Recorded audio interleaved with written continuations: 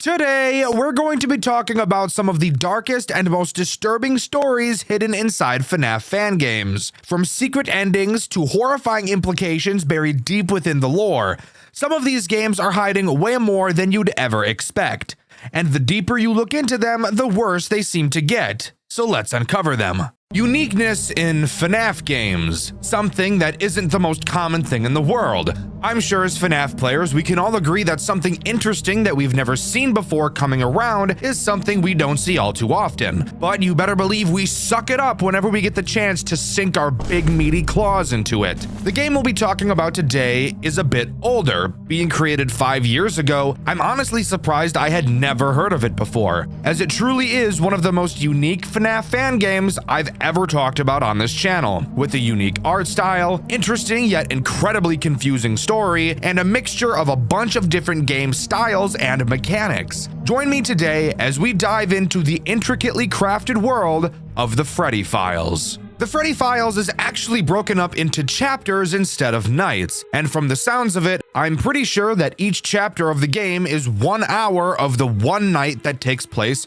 during this game. Upon starting the game, we're greeted to an opening cutscene. Our character is on the phone with 911, saying that while working, the door to the building closed and locked itself so he can't get out. The dispatcher said the police are on their way, but it will take several hours for them to get there, which, by the way, is bullshit. This restaurant is presumably in a city, or at least a town, so how is it going to take the police hours to get there? Regardless, we still have to finish our shift anyways, so we figure it's not a big deal. The dispatcher makes a point to us to not enter any unauthorized areas, which I personally find weird. And with that, we're spat into the first chapter where we're greeted with some exposition. Fazbear Entertainment started their first business with Fredbear's Family Diner, a successful business that took over the market for 5 years. However, a few months later, a child was known to be murdered by the mascot, Fredbear. Later, 4 other children went missing during the incident as well. The police searched the entire establishment for any signs of the children, but to no avail. The co-worker of the diner did not negotiate either. The case was then closed after a second failed search, April 26th, 1983. And with that, we're ready to begin the chapter. And this is where you'll notice this game is not your typical FNAF game, which is exactly why I wanted to cover it. This game, while yes, has a survival system like Five Nights at Freddy's, it's more of a top-down free roam than anything else. Whoa, what the fuck? Whoa. The point of this first chapter is to unlock a door that we're not supposed to unlock. It's an unauthorized area, so I have no idea why we're doing this despite the dispatcher literally just telling us not to. This chapter serves as an escape room, which I actually really like. And of course, there are some threats that are trying to stop us from completing it. So let's talk about those two guys first. The first threat introduced in this chapter is Golden Freddy. His mechanic is very simple. As you can see, we are equipped with a flashlight and a fear meter. If our flashlight is off, our fear meter will slowly increase. With the light on, the fear will go back down. So keeping this light on is obviously something we're going to want to do. Golden Freddy directly counters that. He's a ghost character that moves through walls, and he's very fast. If you ever see Golden Freddy near you, you need to shut off your flashlight and make sure he doesn't run into you by dodging out of the way. If he touches you, you're obviously dead. Something I do want to note that I don't really like about this section, and Golden Freddy specifically, there is a lot of reading in this game, mainly in the form of just interacting with things. And Golden Freddy will still be active while you're reading something, and you can't turn your flashlight on or off while you have a dialogue box up. So be prepared to die very frequently because of poor timings like this. What on earth? It's a key. Whatever hide it in here. Doesn't open the door. But fuck, dude. Can't do that while I'm fucking reading. The second threat introduced here is Shadow Freddy. I'm Shadow Freddy, I'm so awesome and black.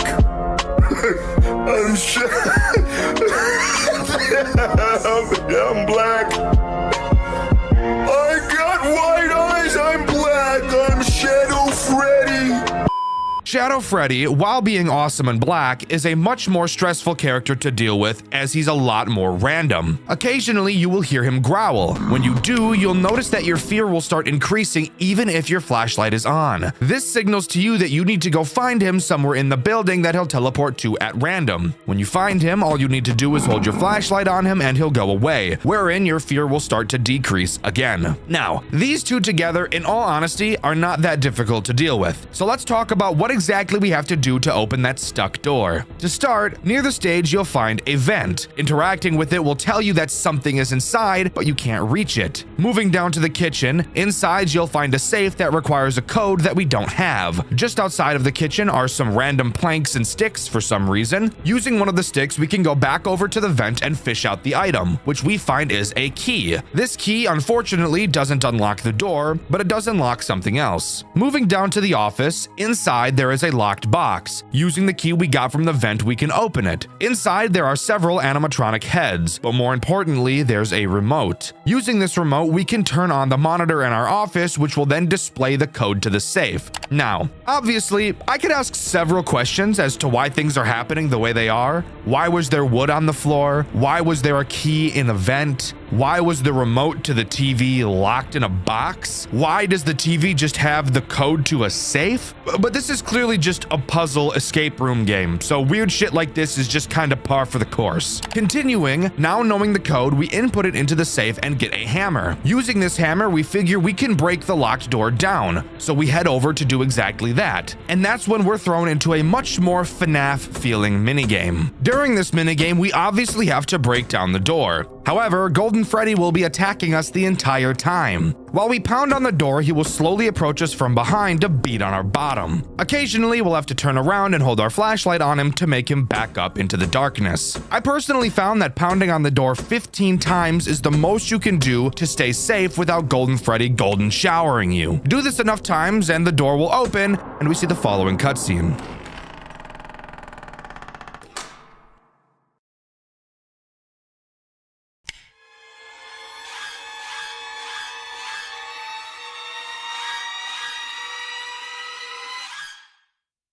So yeah, we stumble upon the body of 3 of the dead children. Truly gruesome. However, I also have to ask why there quite literally is nothing inside of this massive room.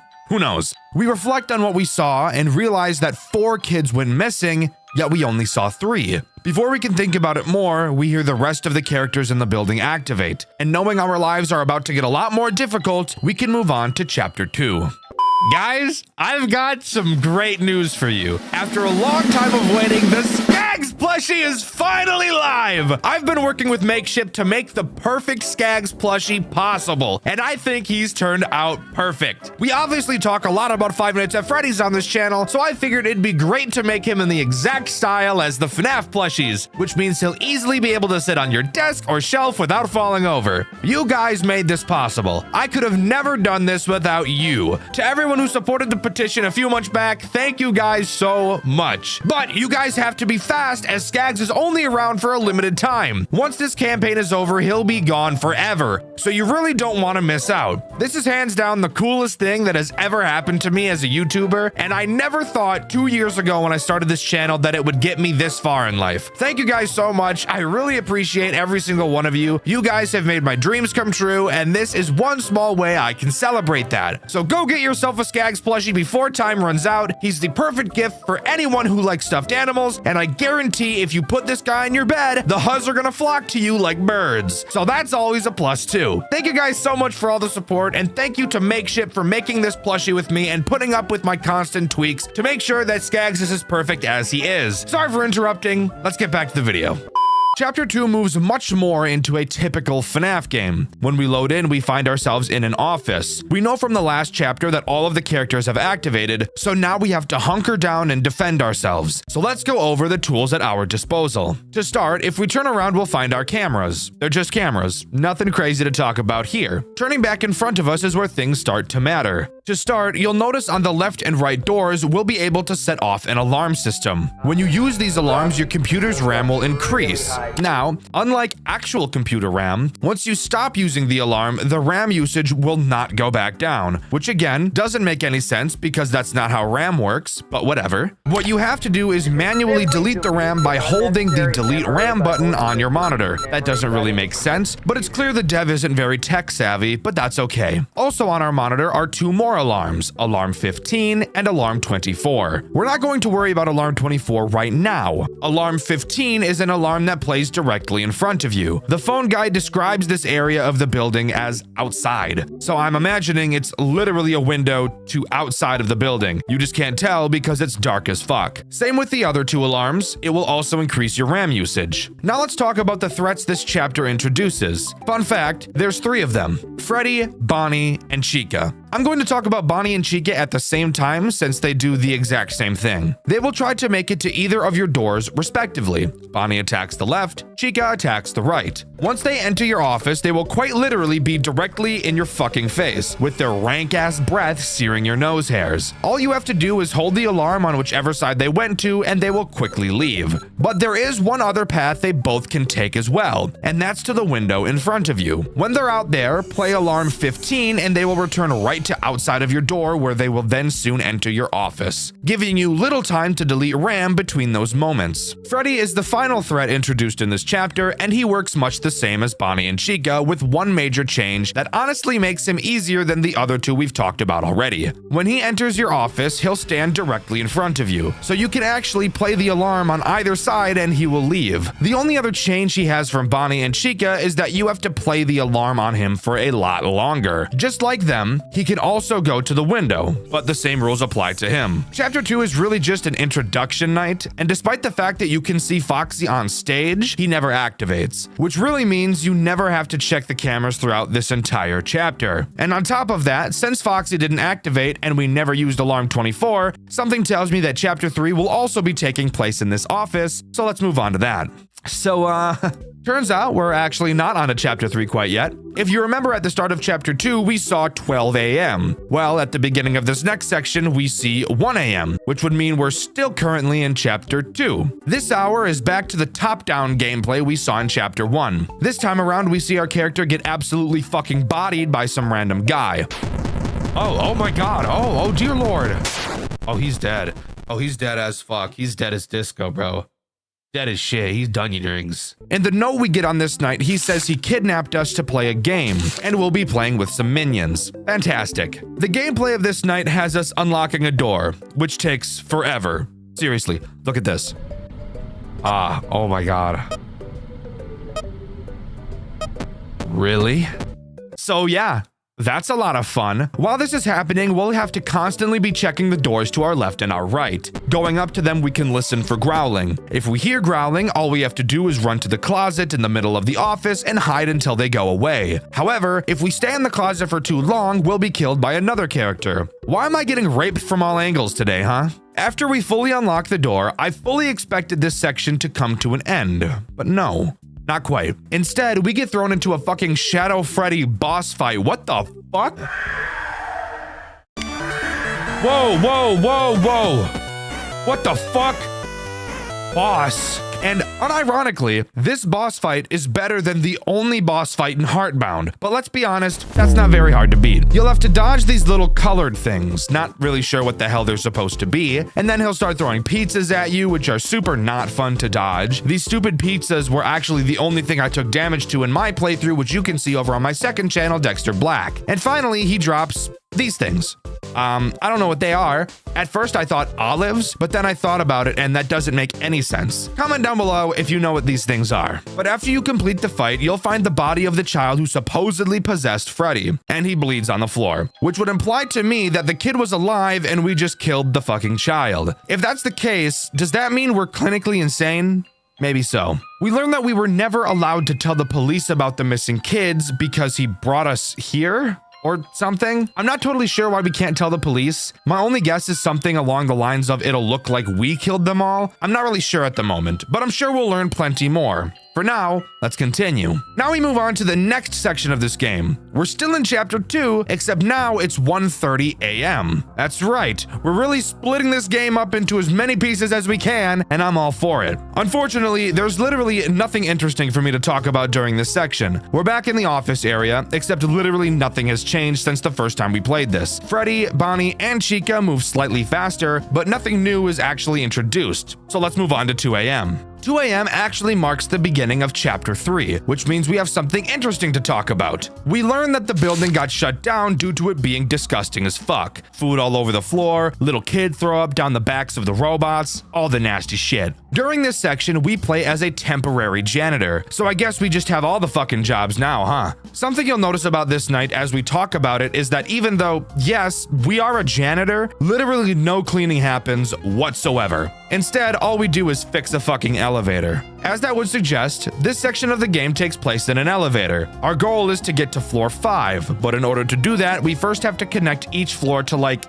a mainframe or something. I have no fucking idea, just roll with it. All this section consists of is basically looking at this fucking screen until this bar makes it to this square. Once it does, press the green button on the elevator to move to the next floor. Of course, it's not just that, as there is a threat trying to eat our butts the entire time. That threat being Withered Bonnie. I'm not going to dive into the possible reason as to why we see normal Bonnie during the next sections and Withered Bonnie now. Maybe we're not playing as the same character, maybe this section takes place during a different time, or fuck it, maybe Bonnie just took his fucking face off, who really cares? While you're connecting the elevator, Bonnie will slowly get closer and closer to you. Once he gets too close, all you have to do is close the elevator door until you hear him back off. Then go back to doing what you were doing. While the door is closed, it will drain power, but considering you only have to close the door on Bonnie for like 4 seconds, there is literally no way you're running out of power during this section. After reaching floor 5, we get a cutscene. Our character walks past an assembly line and finds the puppet's gift box. On it, we find a note that tells us to meet in the alley of Fredbear's Family Diner, signed by the puppet herself. What the fuck is going on? Why did the puppet leave this note here? Why did she know that we were going to be here? And why not just meet me to talk to me at this place since you already know I would be here? Who knows? But I'm sure we'll find out as we continue.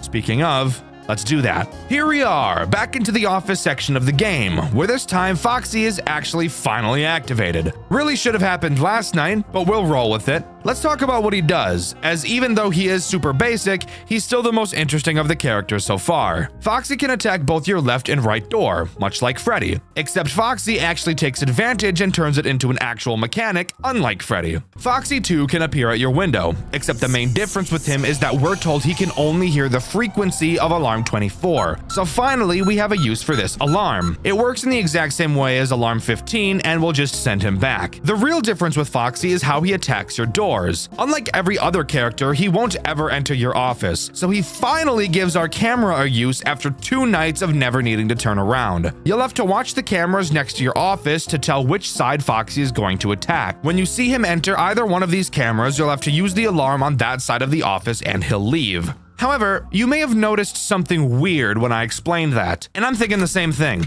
The alarm that plays when you use it on the doors is the exact same alarm as alarm 15, yet it scares away Foxy. But the phone guy told us that Foxy can't hear alarm 15, so like, what the fuck is even going on? This makes no sense whatsoever. Just wanted to point out that little inconsistency. There's nothing else to talk about on this night, so we can move on to the next chapter. Chapter 4 puts us back into the top-down 8-bit minigame style, something I was pretty excited to see. This section acts kind of like a puzzle section, and I say kind of because there's also quite a bit that isn't puzzles. To start, all we have to do is push 2 levers, getting scared as fuck by a shadow at the same time. Maybe I can open this. Oh no, that opened up this side, okay. Oh my god! What the fuck was that? Then we have to press 2 buttons to open a gate. But I'm not kidding you, this is quite possibly one of the tightest timings I've ever seen in my life. Pressing these 2 buttons on the timer you have to press them in is borderline frame perfect. Really made my penis hurt trying to pull this off. However, after doing so, it opens another gate with some levers to pull a certain number of times to open another gate. To figure out the code, we have to do some basic mental math. But for someone like me who sucks ass at mental math, this part took me much longer to beat than it should have, which you can see over on my second channel, Dxtr Black. Afterwards, we continue and have to do another even more bullshit double button press timing. This one is absolutely brutal, I can't even lie to you.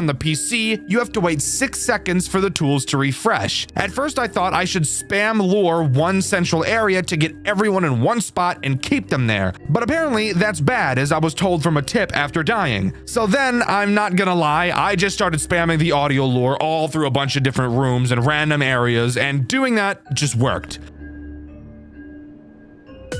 Oh, hey, look at that. That was kinda tough. I don't know what the fuck that was.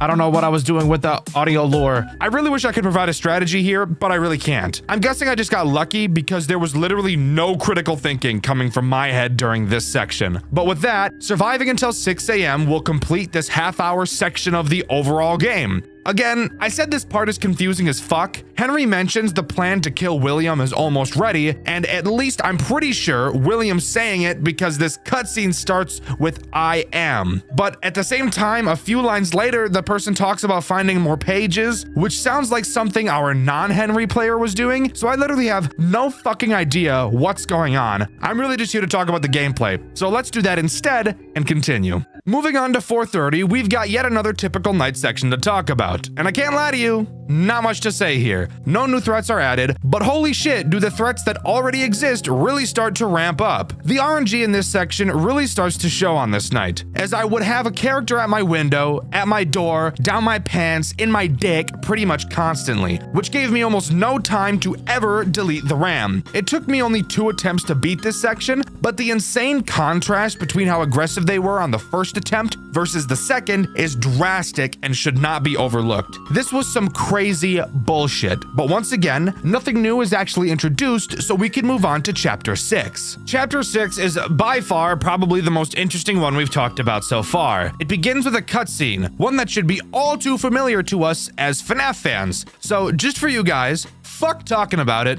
let's take a look at it together. So, this is it. It's time to end what William has done. It's time to end their suffering. Those little souls trapped in this labyrinth. I've gathered them up in here, and I can finally destroy them. I've found the ones that have yet to be destroyed and set free. For instance, those little children, the ones that come together as a group on a daily basis. I've always wanted to see them every single day. They'd always brighten up the atmosphere in Circus Baby's Pizza World. Every day, they'd come to play with all of the animatronics. Every employee, employer, and manager knew the name of those 3. But ever since William made his poor design choices, things were never going in the right direction for them. On the very next day, they all disappeared. I'd never realized that William could create such abominations. I realized there was a reason why Funtime Freddy had a huge tank. It was quite obvious. And no wonder the other 2 were always active every now and then. Not to mention Circus Baby. She was brought outside on the first day and was forced to stay inside the next day. It's such a misery, to be honest. I wasn't the only one who saw Circus Baby capture Elizabeth. Now, her soul is trapped inside of her. I wouldn't forget my daughter as well. No more shall I let her suffer as one of William's creations. This place is where everything shall end. A maze with no exit. A labyrinth with no prize. They don't even realize they are trapped. For some of them, I believe there is peace and perhaps more. Although, for you, William, the darkest pit of hell is ready to swallow you whole. You will keep burning and burning along with the creations of your own. This is where the story ends. For my daughter, the other innocent children, and William, this ends for all of us. End communication. God, it doesn't matter how many times I hear the FNAF 6 Henry speech. Every single time I hear it, it gives me chills. Easily one of the best monologues in gaming history, right up there with the definition of insanity speech from Voss. Try to find a better speech, I fucking dare you. Anyways, on to what we actually have to do during this section after that cutscene. Well, it's very weird, to say the least. In it, we play as the puppet, wandering through a dark forest. Scattered around are the 5 souls of the missing children, each with a color above their head. We know that at this point we're playing as Charlie, Henry's daughter, obviously. After a bit of searching, we're told to find all of the magic to set them free. Hidden around the forest are several weird magic orbs. After collecting 3, we can begin to set the children free. We do so by finding 5 colored cupcakes around the map, and taking each colored cupcake to its respective colored child. Pause. That sounds terrible. Anyways, after doing so, we hear from Henry again. He thanks his daughter for saving the children, boasts about William finally being gone. He mentions he has all the Freddy files.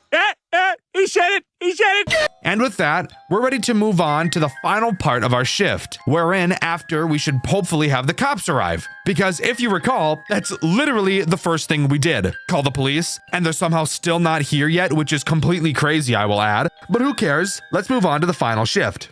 And here we are at the final chapter of the game. What's new to talk about in this final section? A cool final boss fight night? No, it's nothing new. Same shit, different day, really. But what is interesting is what happens afterwards. Henry arrives at some door. I assume it's the door to the building. He says way too much shit nobody cares about. Like deadass, he talks for so fucking long. Bro just recaps the whole game. It was so fucking boring, I'm not even gonna put you guys through it. Point is, he collected all the Freddy files, which helped him remember what William did or something, and now William's dead. Cool. Children are free. Great. Now all we have left to do is stop Fazbear Entertainment from ever coming back. How is he going to do that? Well, lucky us, that's not our fucking problem to figure out, because Henry opens the doors and the credits roll and the Freddy files comes to a close. Wait. Hold up. Freeze frame. What about the cops? Do we not remember that this game began with a phone call to the police? Where the fuck are they? Were we Henry the entire time? Or are we jumping back and forth between 2 people? And if we were Henry the entire time, where the fuck are the cops? Why did we call them if we ended up leaving the building by ourselves anyways? What the fuck is going on? Also, if that wasn't a big enough of a fuck you, this game actually still isn't done. After the credits finish rolling, the fucking creator of the game starts talking to us and goes on a whole fucking monologue about having to do a whole bunch of shit to do something. I have no fucking idea. I was hardly paying attention. Basically, we have to go back to an earlier chapter with a locked door, find a key, open the door, but not before going to another chapter where we typed in a code and instead type in his name. Whose name? I have no fucking clue. Then open the door, go to another chapter to a room that we never did anything in, find another key or something, then play 4 minigames in the extras menu, but do something specific in them to find a key in all 4, then go to the survival mode of the game, which isn't even made, by the way. Click the bottom of the screen on an invisible fucking button, then you're teleported to a room with 4 keyholes and a door. Put the 4 keys from the minigame in the holes, unlock the door, and then fucking something happens. Do I have any idea what happens? No, not at all. Well, luckily for us, I found a guy that actually did it. Shout out to Tanzi Natali for actually doing all this bullshit so that I didn't have to. Basically, there's a final boss fight with a character named Null, and it's just like a bullet hell, except shitty. Then the creator talks to us again. Apparently, the creator of the game inserted himself into the game as the Red Freddy, who apparently isn't even Golden Freddy, it's just the fucking developer. He says he can, like, change the AI of everything or something. Guys, I'm gonna be so honest, I just don't fucking give a shit. If you guys are curious as to what happened after the Null fight, go watch Tonsi's video about it. Holy shit, I just don't fucking care. But that's all the Freddy Files has to offer. Overall, I do think this game is actually pretty cool. I love the idea of mixing in night sections with the little mini games, and even though lore-wise this game is a confusing clusterfuck, I think from a gameplay standpoint, it was still pretty cool. Even if the gameplay is easy as fuck, at least there's something different to do all the time. Also, the pixel art style is super charming, so that's nice too. It's pretty normal for me to get suggestions for games to play, and especially so when a new FNAF fan game gets released. However, I'm going to be completely honest with you. Never throughout my entire YouTube career has a game been requested as frequently as the one we'll be covering today, and for a good reason. The game we'll be covering today is Forgotten at Fredbear's, the latest and greatest FNAF fan game in this ever-growing genre. Strap in, everybody. This game has a lot of fun stuff to talk about, and you will soon see why it's so hyped up. However, I feel it does have one big downside, but we'll get into that a little bit later. Before we can start talking about what this game has to offer in terms of an actual gameplay loop, we first have to talk about what happens before the game even begins, that being the opening cutscene. I've done security work before, Mr. Afton. But this, the hours, the pay, it doesn't add up. Why me?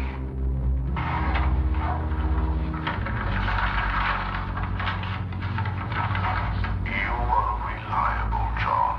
That's all I need. A reliable man who does his job. The previous night guards will tell you everything you need to know. Do not concern yourself with the rest. You always knew how to cover your tracks, didn't you, William? But I know what you've done. I've always known. It's not revenge. It's justice. Justice for her.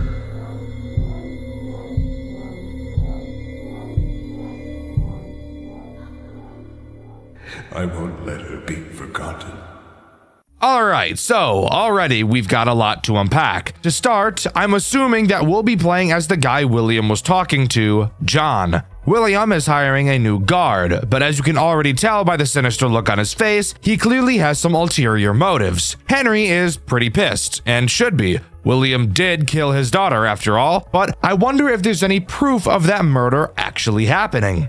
Afterwards, we're booted into an 8-bit minigame with a beautiful art style. Holy shit, this pixel art and animation is phenomenal. In it, we play as Evan, William's son, the crying child. However, instead of Evan getting bullied by the teenagers, Evan witnesses Charlotte being bullied by them instead. They push her outside into the freezing rain and Evan follows after her, only to watch William, his father, approach her and kill her in the alley. Evan runs back inside to Henry, Charlotte's father, and tells him what he saw. During their conversation, we can see the security puppet bolt past them in the direction of the exit door Charlotte got pushed out of, and this minigame comes to a close. So wow, this early in the game and we already saw the death of the first child. Should be kinda crazy out here, I suppose. Anyways, moving on to talking about Night 1 and what this game really has to offer. The first thing I want to point out is how beautiful this game looks, especially when it comes to lighting. The designers of this game absolutely nailed the atmosphere of this game, and trust me, it only gets better the further down the rabbit hole we fall. The controls of this game are really a masterpiece, I can't lie. In my FNAF Rewritten 87 video, I mentioned how much I hated the way the mouse controlled, and how it was probably my biggest issue with the game. I cannot make the same complaint about Forgotten at Fredbear's. This just might be the most satisfying and responsive mouse controls I've ever felt while playing a FNAF game before. You wouldn't think you'd really notice a difference between FNAF games, but when you play as many as I do, it will be something you pick up on really quickly, and I really appreciate the devs of this game for nailing this so perfectly. Anyways, what about the tools at our disposal? Well, this game keeps it pretty simple. In our office, we have 2 entrances, I think. I know the door to our left is an entrance, but I'm also pretty sure that this big blurry thing in front of us is also a door, and this is corroborated by the way the camera map is set up as well. You can walk up to the door on your left, but just doing so will make it seem like it doesn't do anything at all. It will become very apparent what this door does once we start talking about one of the threats this night introduces.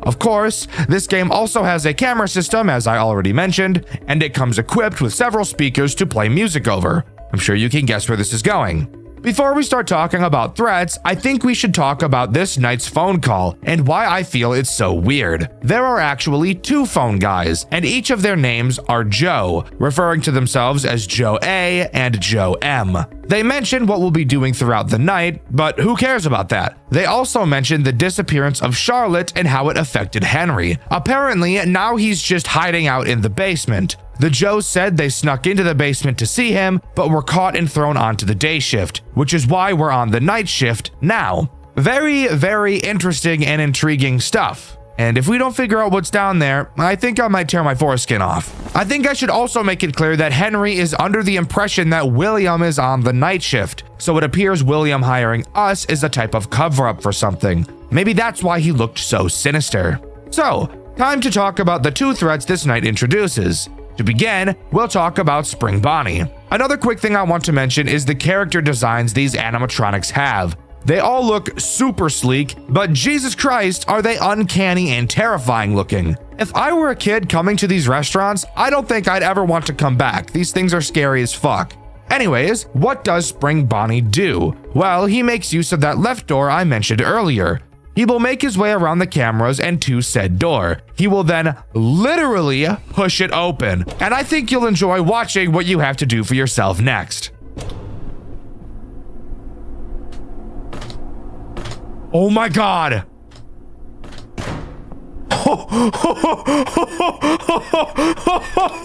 What the fuck?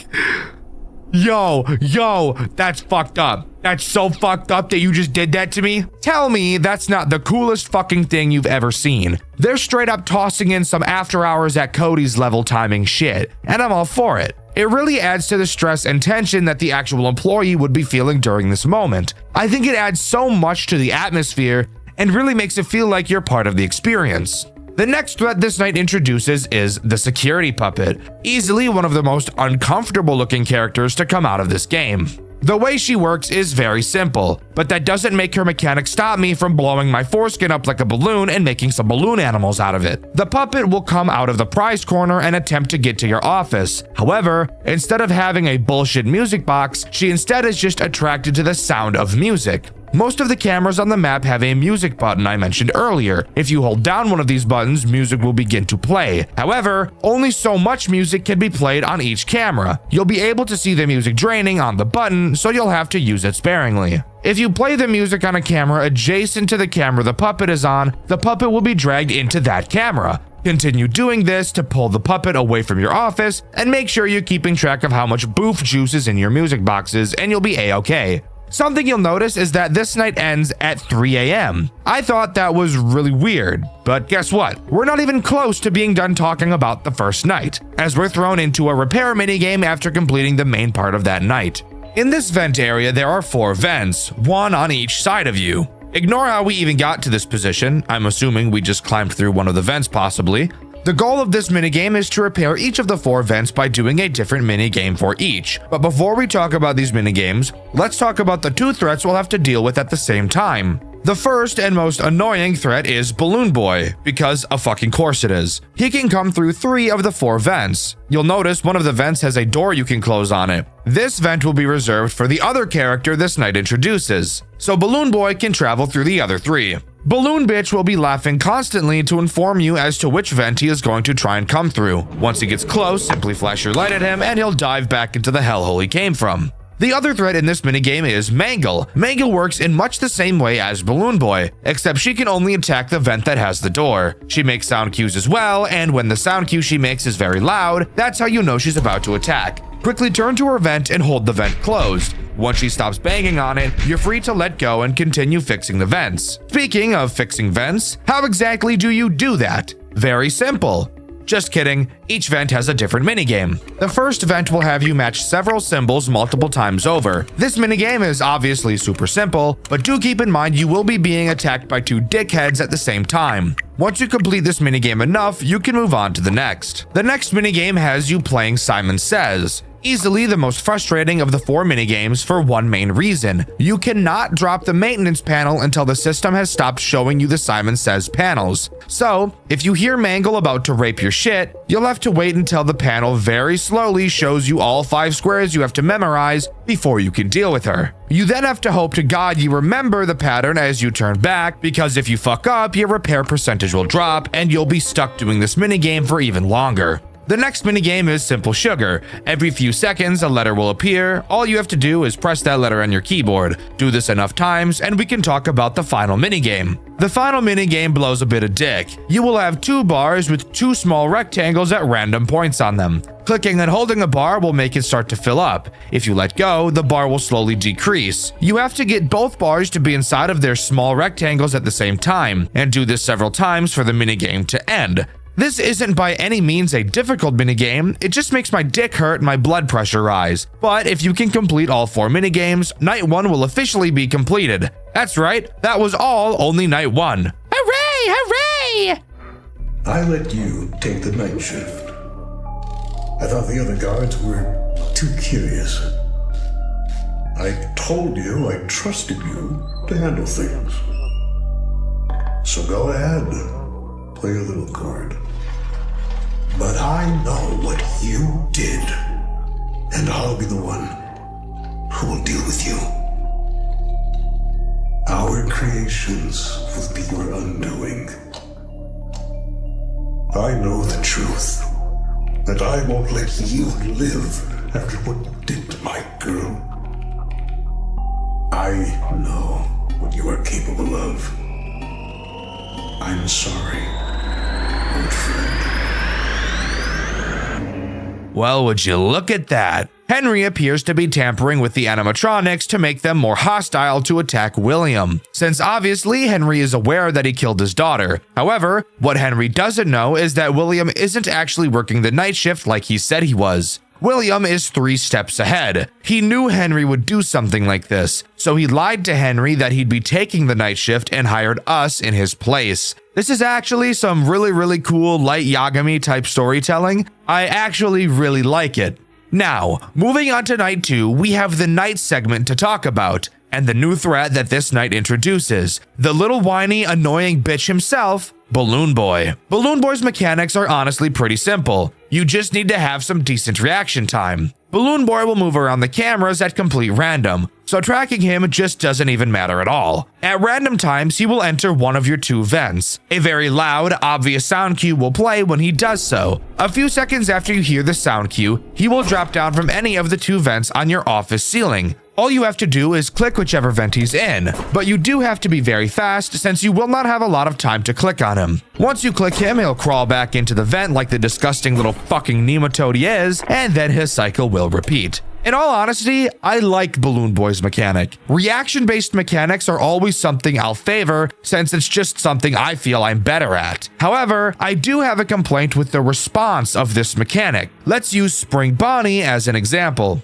When you properly hit a timing during Spring Bonnie's attack, there is a visual indicator that you did so. Obviously, that being Spring Bonnie recoiling from you slamming on the door. This gives the user positive reinforcement that they are doing what they're supposed to be doing properly. Visual indicators are always very important things to have in your games for responses to the player's actions to let them know that the actions they are performing are intended. Balloon Boy has 0 visual indication that you are dealing with him. Not only does this make dealing with him feel super unsatisfying every time you do it, but it can also be very confusing when you're first learning the mechanic. Let me give you the most basic example of a visual response indicator for those of you that don't want to do anything fancy. When you hover over the door to your office, your mouse changes to this sprite to indicate that yes, this is something that can be interacted with. Even this is enough of an indicator to let the player know what they should and shouldn't be trying to interact with. When Balloon Boy drops down from your vent, when you hover over the vent, not even this mouse change is present. Even though you are supposed to click on the vent, they give no visual indicator that you're supposed to do so. And when you do click on the vent, nothing seems to happen, as Balloon Boy will finish out his animation before closing the vent behind him and leaving. So when you click it, it literally feels like nothing happened at all. Is this a nitpick? Of course it is. However, I feel it's these little details that matter the most. When small things like UI and visual indicators are done properly, you won't even realize they're done properly at all, but you will realize when they're done poorly. Anyways, enough talking about that. Now it's time to talk about this night's post-night section, wherein instead of repairing the vents, this time around we're repairing Fredbear. This section is miles easier than the last. All we have to do is take Fredbear's head off, which you have to do very slowly or he will give you a rim job, which I'm personally just not a fan of. Afterwards, you'll have to remove his eyes. However, you can only remove them while they're moving or else he'll see you and Playing your butt like a sandbox. After that, get replacement eyes and put them and his head back on. Next, open his chest and do an Among Us wire and electrical task on his back. They even put symbols for all my other brothers who are colorblind, which I really appreciate. Put his chest back on and there's only one thing left to do. Run some diagnostics like we're Dr. House. Spoiler alert, it's not lupus. These are kind of like the salvage mini games from Pizzeria Simulator. You'll have to play some sounds that correlate to each of Fredbear's body parts. If at any point he starts twitching like a drug addict, stop holding the button, or he'll hold your butt and squeeze way too hard for your liking. After you finish that, night 2 is complete, and we move on to night 3, but not before seeing something a little interesting on our screen. Oh shit, we got a crying bitch, dude. Get your ass up. Yeah, that's right. Get your ass up. He's home again. Did you hear the door, Evan? You saw her, didn't you? Charlie, bleeding. I didn't mean to see. I just wanted to check up on her. But you did see. You saw what he really is. He wears a smile in the daylight, but you know. You didn't forget. I don't want to remember. Too late. You know what happened to your sister, Evan? She's at Mom's. She's just visiting. No, she's not. Do you really think you're safe here with him? Lie still tonight. Don't speak. For next time, he'll open the door. No. Please don't be him. Oh. Evan, there you are, bud. Wanted to check on you. Your birthday's coming up. Got something really special planned. Yeah, sure. Thanks. Been quiet lately. Everything okay? Just tired. Alright. Some rest then. He's lying. You saw it. Charlotte. The alley. His hands. Henry's gone. We don't know why. You can't let him get away with this, Evan. Stop talking. You remember. And he can't know that. Ooh, shit. Night 3 only introduces one new threat, and I honestly don't feel like they're that much of an issue. But before we talk about that new threat, we need to talk about the insane phone call we got to hear. Joe A mentions that Henry was working on something that would make the animatronics be able to be controlled remotely, and they heard about it right after we noticed that Fredbear was tampered with, which was seen at the end of the post-night 2 repair section. When Joe A mentions this, Joe M gets incredibly angry, and we hear the following crash out of epic proportions. Joe! The hell are you going on about? That's enough! Focus on the job, not on things that don't concern us. Right. Sorry about that. I don't know. With Henry still missing and all, it kind of makes you wonder, like, what was he really up to? And then there's the new Freddy Fazbear's Pizza opening up later this year. Joe, I said that's enough! We're not here to talk about that. Stick to the script. We're here to help him survive, not gossip like old ladies. Or do you want him to end up like the others? No, of course not. I just... So, clearly they both are aware of something we're not. And from this point forward, Joe M is going to be a character I'm not a super big fan of in the slightest. But we can talk more about Joe M later. For now, let's talk about the new threat this night introduces. That new threat being Foxy, which turns out it was not Mangle in the vent, it was just Foxy, but he was all mangled. So it was basically fucking Mangle.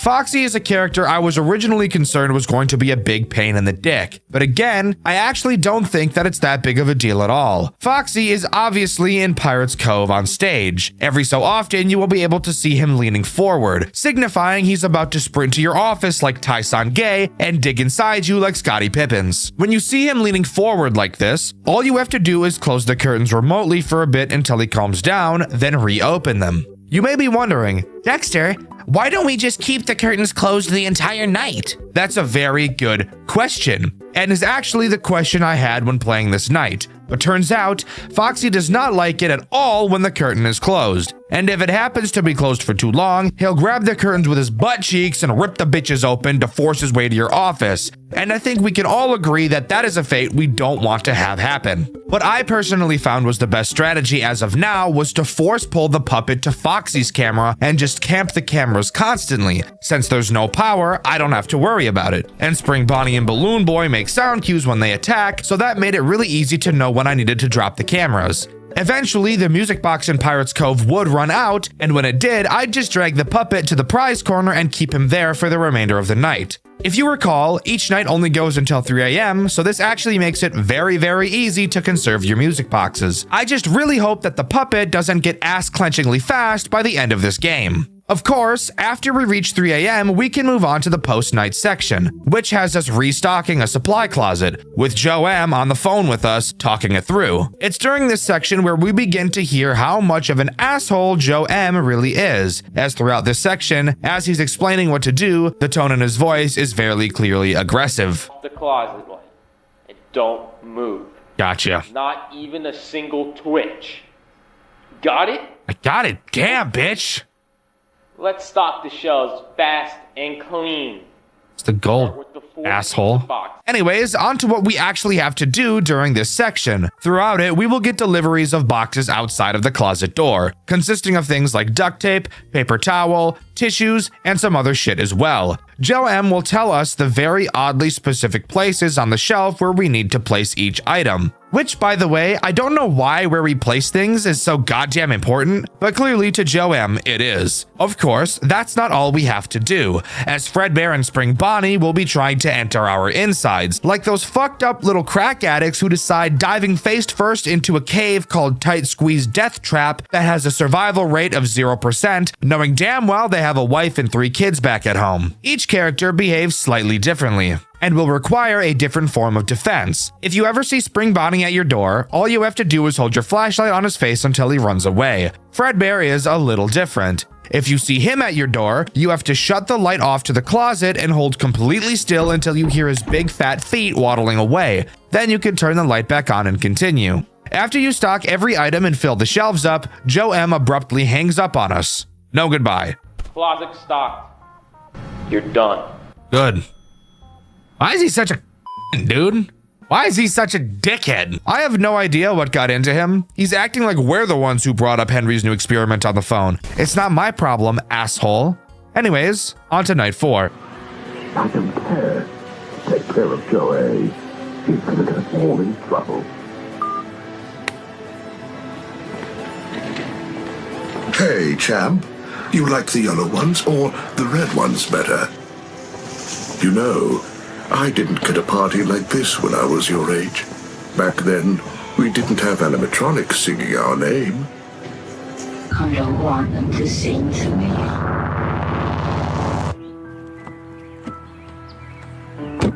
Come on, you'll love it. All your friends will be here. It's going to be perfect. Do I have to go? It's only a few more days. Evan clearly is not a fan of the restaurant. I wonder why. Considering what he saw, there's not so much to talk about in the night section of night 4. However, there are 2 things I still want to mention. The first being the absence of Joe A. Obviously, in that cutscene, William says to get rid of him, and Joe M on the phone call says we won't be seeing him again. He also continues being an asshole throughout the call as well, and ends the call abruptly. No goodbye, dick. Anyways, the second thing I want to talk about is obviously the threat this night introduces. The man, the myth, the fat bastard himself, Fredbear. In all honesty, I think Fredbear is a pretty disappointing character in this game, as he is quite literally pretty much just Balloon Boy. Fredbear will wander through your cameras and eventually make his way to the two big doors in front of you in your office. When he walks through these doors, all you have to do is stare at him and not move. After a few seconds and some hallucinations saying he hurt us, Fredbear will exit the office. Literally just Balloon Boy with less steps, because you don't even have to click on him. But in all honesty, I think this game shines way more in the post-night minigames rather than the actual night segments, which I actually think is pretty cool. So speaking of, what happens during Night 4's post-night minigame? Well, we actually get to hear from Joe A again. He begins his message by saying if we're hearing him now, then that means something terrible happened to him. So basically, somebody murked my homeboy, and I'm gonna figure out who it is. Mark my words, when I do, I'm gonna grab their balls and squeeze them so hard they burst into little pieces, bursting his 2 balls into 38 tiny balls. Don't play with me. In this minigame, we get to speak directly to the puppet. Joe A tells us that we should never repeat to anyone what the puppet is about to say to us. There are some pre-selected questions that we'll have to ask her, and through her answers we learn that she's Charlotte, the girl William killed in the alley, and the girl that Evan found, Henry's daughter. She mentions William, Henry, and the basement that she says nobody was supposed to enter. However, Henry has been in the basement a lot recently, obviously working on whatever he's doing to kill William. The puppet tells us that she has the key and ends the minigame by giving it to us, telling me that the final minigame we'll play will take place in that basement. However, this minigame isn't just talking to the puppet, as there are 2 major threats we have to deal with while doing so. Obviously, one of them is the puppet herself. While she's having the conversation with us, Joe A told us that she's very unstable. So if she ever starts to quiver in her boots, we'll have to use the music box to calm her down. The second threat during this minigame is Foxy. He will eventually wander into the prize corner with us, attempting to lick up the nape of our neck. He has several positions he can be seen in. If at any point he starts twitching like a drug addict, you'll have to pull the spring lock override switch to reset him. However, resetting him will also cause the puppet to go crazy mode, and you'll have to immediately use the music box to calm her down again. After we get the key from Charlotte, we can move on to Night 5. Speaking of night, there is a metric fuck ton to talk about, so let's waste no time. To start, the night section is just a harder version of Night 4, so we can completely skip over that as it's not interesting at all. However, the post-night minigame is something crazy. These machines were meant to be the future, William. The start of something new. Freddy Fazbear's Pizza. A place where children can laugh again. A place where you and I could have built something good. And just like that, we've entered the basement where the original 4 animatronics are present and ready to eat our bussy. This minigame feels very reminiscent of Night 1's post-night vent minigame, where we have 4 different tasks to complete while being attacked. Each task we have to complete relates to one of the characters. Each has a different task we have to perform, while that task's respective character tries to insert itself inside of us. To start, let's begin with the main office area. There is a notepad on our desk that explains in detail how to deal with each character, but I'll be doing that for you, so we're going to ignore that part. What is important is this code on the bottom line, which gives us a termination code for each animatronic. After completing their task, we'll have to type this code into the computer to disengage them. While in the office, each animatronic has the chance to appear. When they do, just hide under the desk until they go away.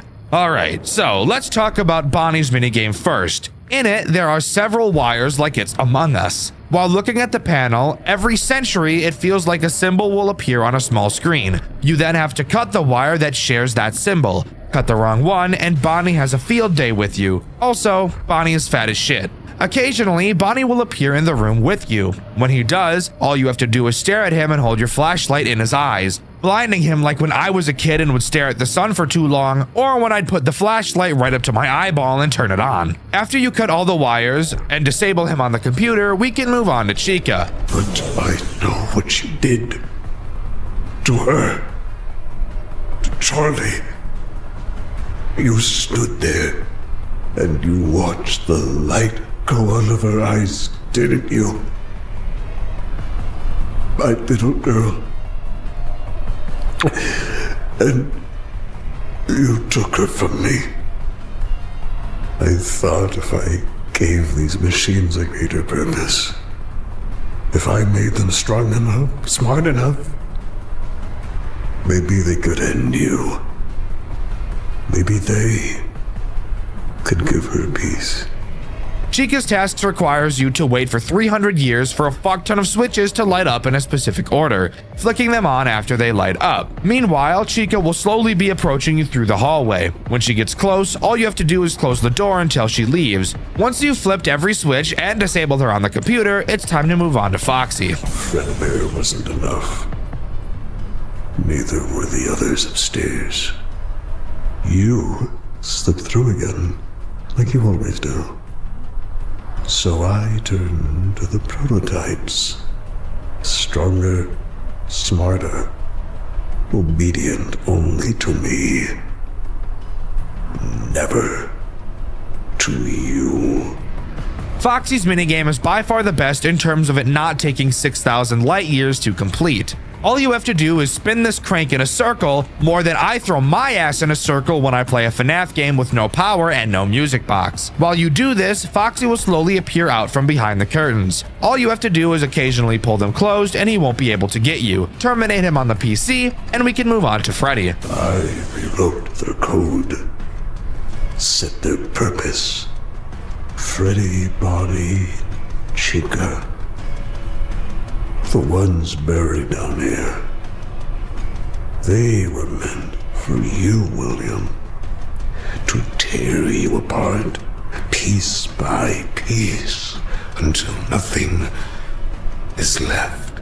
Freddy makes me want to die, easily being the most annoying character in this entire minigame. All you have to do is hold down a lever while a meter very painstakingly slowly fills up. Occasionally, Freddy will enter the room, and all you have to do is stare at him and not move until he goes away. The only problem with this section of this minigame is that it literally takes like 5 fucking minutes. It's ridiculous. Of course, terminate him on the computer, and the night is over, giving us this final, insane cutscene. It's a pretty long one, but you're not going to want to miss it. I can't forgive you. Not for Charlie. Not for Elizabeth. Not for any of them. I don't know how, but you seem to destroy everything you touch. I want you to remember her face. Remember what you stole. Because everything I've built since that night has been for her. You will die here, William. And you will suffer. Thank you for getting rid of them for me. But I can't let you walk out of here with all that, John. Nothing personal.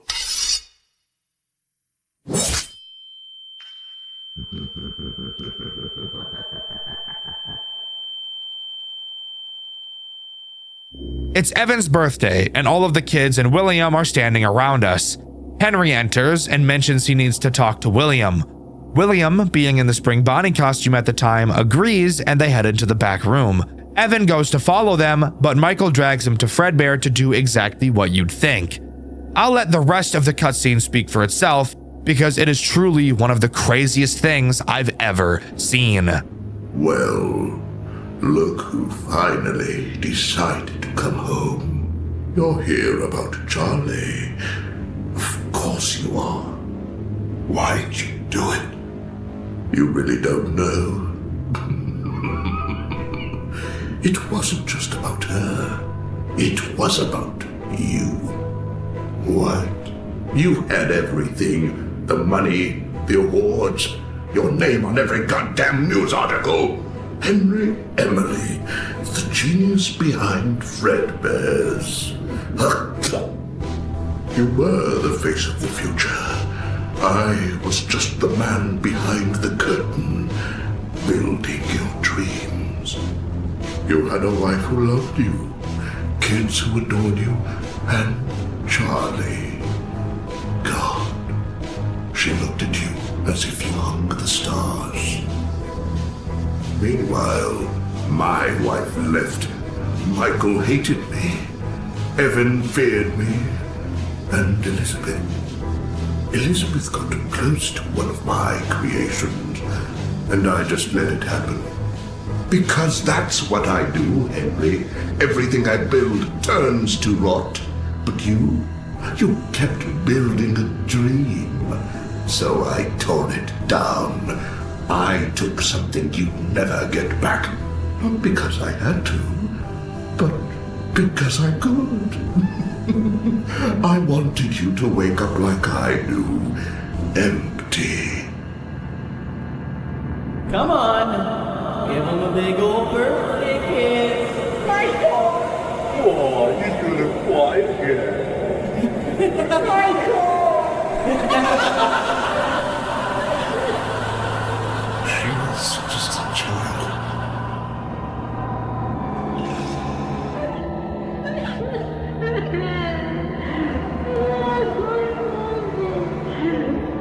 Evan.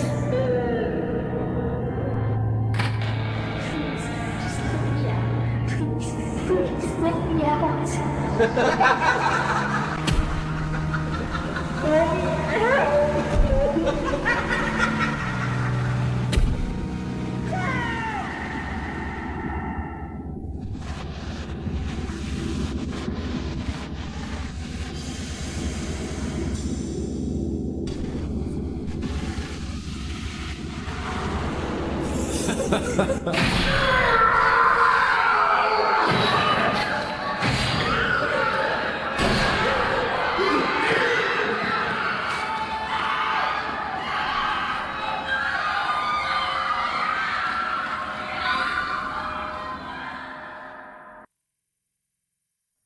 Holy shit.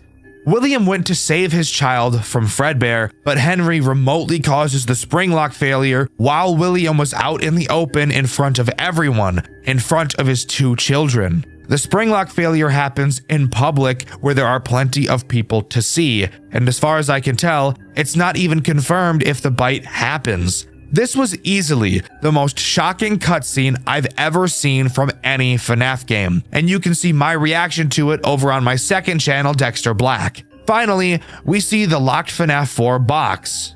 We get the bad ending. There's something we're missing. And don't worry, we're going to get it. Throughout this game, several crumpled notes can be found in various locations. Collecting all 6 of them will allow us to see what's inside of the box.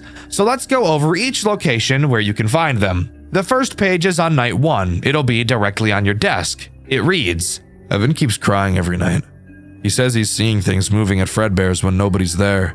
Ever since Charlie went missing, he's been acting weird. The second page is found inside of one of the vents during the post-night 1 minigame. However, it doesn't appear immediately. You will have to wait for a little bit before it'll actually show up, which is a bit weird. Regardless, it reads, It's kind of funny how that balloon boy animatronic looks like me when I was little. I think Dad's trying to mess with me. He said it's a reminder of his favorite troublemaker. The third note can be found on the floor of the back room during the Repair Fredbear minigame. It reads, Henry hasn't shown up in a while. When I asked Dad, he started acting mysterious again. Reminds me of when Mom took Liz and left. Dad won't even talk about it. The fourth page is found during the stockpiling shelves minigame. After stocking the pizza boxes and the paper towel rolls, in the hallway you'll be able to find it on the floor. It reads, The new Freddy's place is supposed to have a pirate Foxy animatronic. I told Dad that one's gonna be my favorite. The fifth page is found during the Speaking to the Puppet minigame. If you turn around where Foxy stands, you'll be able to see it on the shelf. It reads, My favorite employee, Joe A, got fired today. Kinda sucks. He was pretty cool. Used to sneak me extra tokens when Dad wasn't around. At least we still have the other Joe, but he's been acting weird lately. The final note is found in the basement night. If you go to Chica's room, on a chair next to the wall is where the note lays. It reads, Me and the guys are planning something for Evan's birthday. We're gonna make him see that Fredbear's isn't scary. He needs to toughen up. Through these notes, it's very obvious that they were all written by Michael Afton. And that last note is especially eerie, confirming that the act that ends up getting Evan killed was premeditated. Now granted, clearly from this note we see they weren't trying to harm him, and it's framed in this game that Michael actually really cares about Evan and wants him to be tougher and not so scared of Fredbear's like we know he is. And nothing confirms this more than the true ending. After collecting all 6 notes, we'll be able to open the FNAF 4 box, and we get to hear from Michael himself. now completely alone with no family left. Evan, I don't know if you can hear me, but I'm so sorry. I didn't think you would go that far. I didn't think that.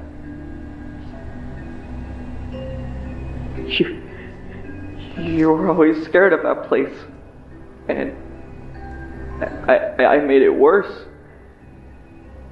I thought maybe you'd laugh, or at least see it wasn't real.